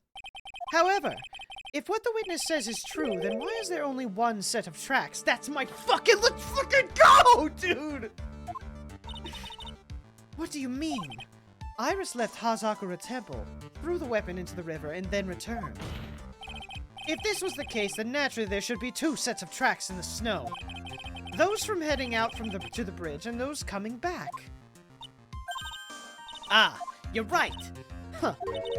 You're forgetting one thing, Miles Edgeworth. On the night of the murder, it was snowing. The tracks leading to the bridge were erased by the snowfall. This removes your precious contradiction now, doesn't it? I see. While she was stopped at the river, the snow stopped, leaving just the return tracks in the snow. That doesn't make any sense fucking time-wise, bitch! What do you have to say now, Miles Edgeworth? Is there a flaw in her theory? The idea that snowfall covered one set of tracks. There is a contradiction. The tracks to the river were covered by snow. What a nice theory. However, Miss Von Karma, that is impossible. Would you care to explain? Why there is a rude index finger currently pointed in my general direction? No need! The evidence will do all of the talking for me. On the night of the murder, the killer went to and returned from Dusky Bridge. In order to dispose of the murder weapon, the outgoing tracks were erased by snow. Or so claims Miss Von Karma. Mr. Edgeworth, present your evidence to the contrary, eh?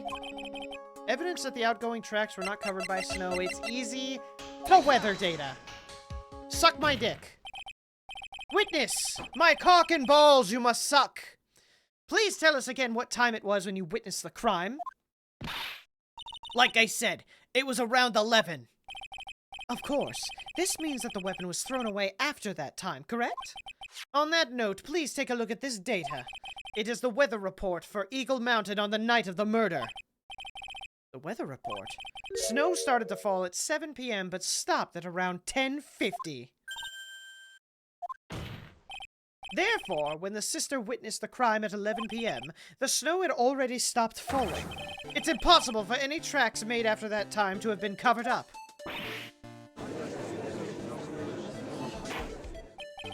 Order! Order! Order! Very well then. It looks like Miss Von Karma's claim has been snowed in. Ah! It's too soon to be closing this trial due to snow. Miles Edgeworth, how pathetic of you to rely on the weather of all things. Answer me this, then. When is a weather report ever correct? No, you've got it all wrong. This isn't a forecast, this is actual data. Ah! Forecast data, all weather reports have some inaccuracies. It may have still been snowing in the vicinity well past 11 p.m. It's true. We cannot be totally sure, eh? What? How did she pull that off? It had stopped snowing at Hazakura Temple when the murder took place. You need to provide conclusive evidence of this.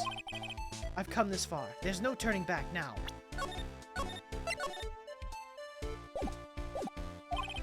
Very well. I too cannot allow any doubt to remain concerning this testimony. Ha! You can't back down, can you? Such a perfectionist, Miles Edgeworth. Very well then, Mr. Edgeworth. Where is your evidence that it had already stopped snowing when the victim was killed?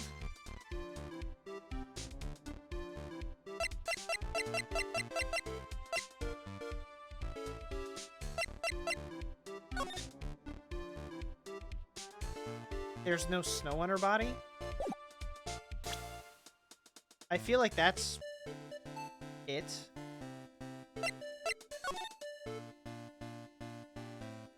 Yeah, there's no snow on her corpse. Take that! Ultimately, it all comes down to one point. That being whether or not it was snowing in that courtyard when the victim was stabbed. That's right, but proving that is incredibly easy. If we want to know whether it was snowing or not, this photo will tell us everything. Of course, I'm referring to the photo of the crime scene. As you can see, everything is covered with snow, with just one exception. And that is the victim herself, Miss Elise Donham. Why is there no snow on top of her? The answer is simple. It had stopped snowing when she was killed, that's why. In other words, if the killer really did go to the Eagle River to dispose of the murder weapon, then in this photograph there should be two sets of tracks.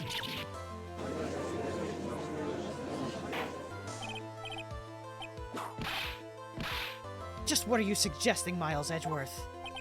To be honest, I'm not entirely sure myself, but this is simply what all the facts point to.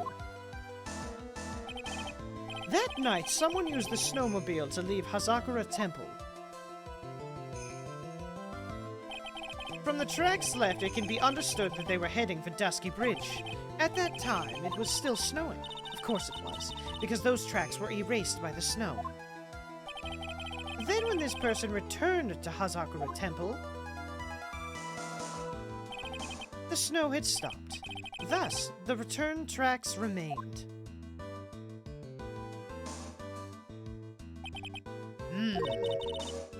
Can I say something?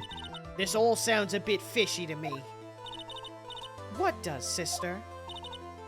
There is only one key for the snowmobile. Furthermore, on the night in question, we know that the defendant had it. The key was found in her room after the murder. Which can only mean that night, Iris used the snowmobile to go to the inner temple. But Iris said that she never went there. I should probably press on this point some more when I get the chance. The snowmobile can't cross the suspension bridge. Oh. So, she must have left it on the Hazakura side of the bridge and crossed on foot. That sounds right. But what's odd is, when I left Iris and returned to Hazakura Temple,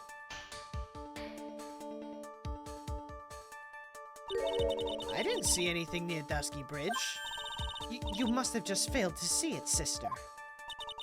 Maybe, but when I made it back to Hazakura Temple, it was there, by the main gate. The snowmobile, I mean. I know what I saw. It was covered in snow, too. Interesting. But that isn't possible!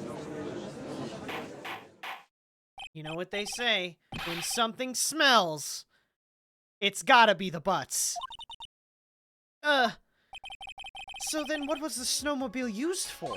It wasn't taken by the defendant when she went to the inner temple. If it had been, then the witness couldn't possibly have seen it by the gate. Furthermore, it wasn't used by the killer to dispose of the murder weapon. If that was the case, there should be 2 sets of tracks in this photo. All we know is this. After it stopped snowing, someone used the snowmobile to return to Hazakura Temple. I've never thought a simple snowmobile could cause so much trouble. I think we've learned all we can from this witness. Yes, I've nothing more to add. I've told you everything that I know. But then, that still leaves us with the same problem. If only there was someone, a witness who could testify to having seen the snowmobile. A witness, huh? Was there no one? Oh no. Oh no. I don't think that's likely. It was cold enough to freeze your ears off. Only an idiot would go out wandering in that. Unless they had something really important to do. That's a shame. Hold on. Something is coming to me. An idiot may well have gone wandering out on that subarctic night. Your Honor, actually there just might be one individual who may be of help to us. Really? You know of someone who might have seen the snowmobile on the night of the murder?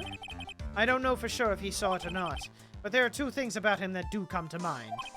Which are, first, that he saw something incredible on the night of the murder. And the second being, this individual that I am talking about went wandering outside on that cold night. In other words, he is our kind of idiot. Mr. Edgeworth, who is this idiot you're talking about?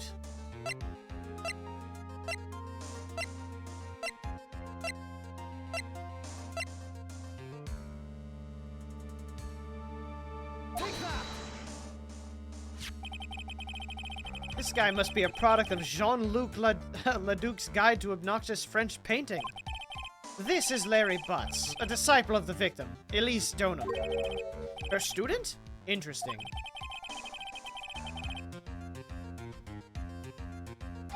Hi! Welcome home! I thought... Up soon. Let you go.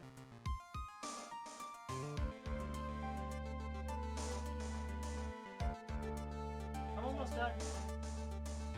Thank you. Love you. I'm coming.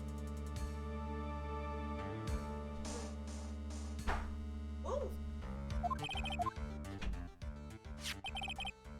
could tell him all about his designs for Iris, but it may cost us his credibility as a witness before I even call him. He is, after all, an artist.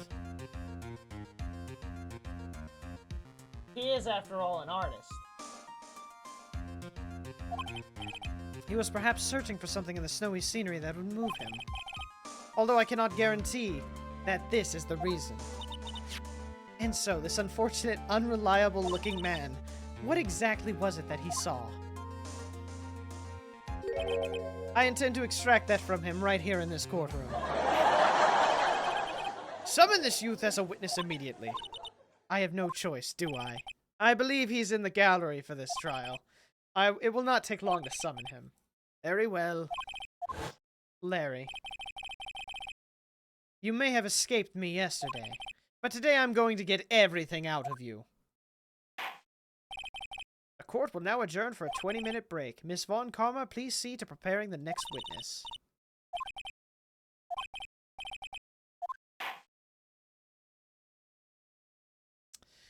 Oh, shit. It's getting stinky in here. And you know what they say? When something stinks, it's gotta be a new art.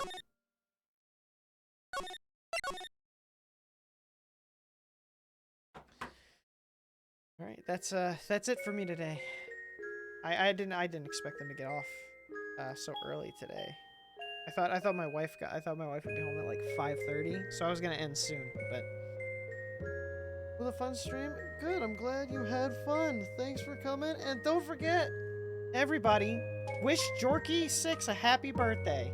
His birthday's tomorrow, and he's gonna be 47. 47 years old, and he still watches people play video games. It went longer than promised? Am I streaming tomorrow? I'm not. I am not. But I am releasing the bongo video tomorrow. I will be 47, that's true. I'm releasing the bongo video on my YouTube channel tomorrow, so that'll be your gift, Jorky. I hope you enjoy it. I hope it's everything you would absolutely enjoy. 81 years and 47 days. Oh man. Look at you go. Jeez, and you still have all the time in the world to, you know, be in the Twitch chat and contribute. That's crazy. But yeah, that was a lot of fun. This is a good case. This is a good case. I definitely, out of all the cases that I played in 3, this is easily the best one. It flows really well, and it's good. It's really good. I'm glad I got to this one. I could have done without 2 more cases before, at least.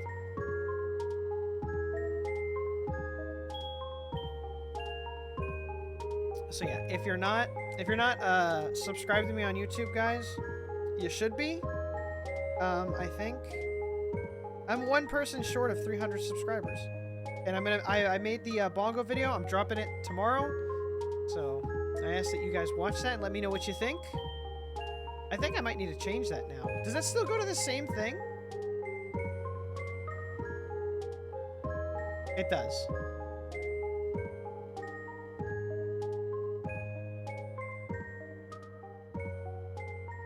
Yeah, and again, happy birthday, Jorky. Buddy, thank you so much for being my mod and being you. I hope you have a lovely birthday tomorrow. I'm sorry I'm not streaming tomorrow. I'm going to be working on other stuff. But yeah, happy birthday, buddy. I love you. I hope you have a good one. Oh, jeez. Alright, I guess we could see, who's streaming now since it's not so late. Oh, hey!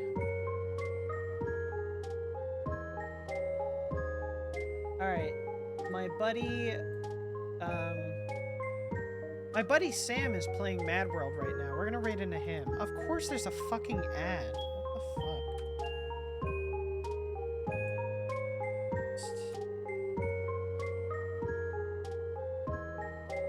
fuck? L ad. So yeah, my buddy Sam, he's playing Mad World. Looks like a lot of fun. Cool guy. I hope you guys have fun with him. You might see him in here, because he's visiting from Canada. So you might see him in this room with me, streaming something, eventually.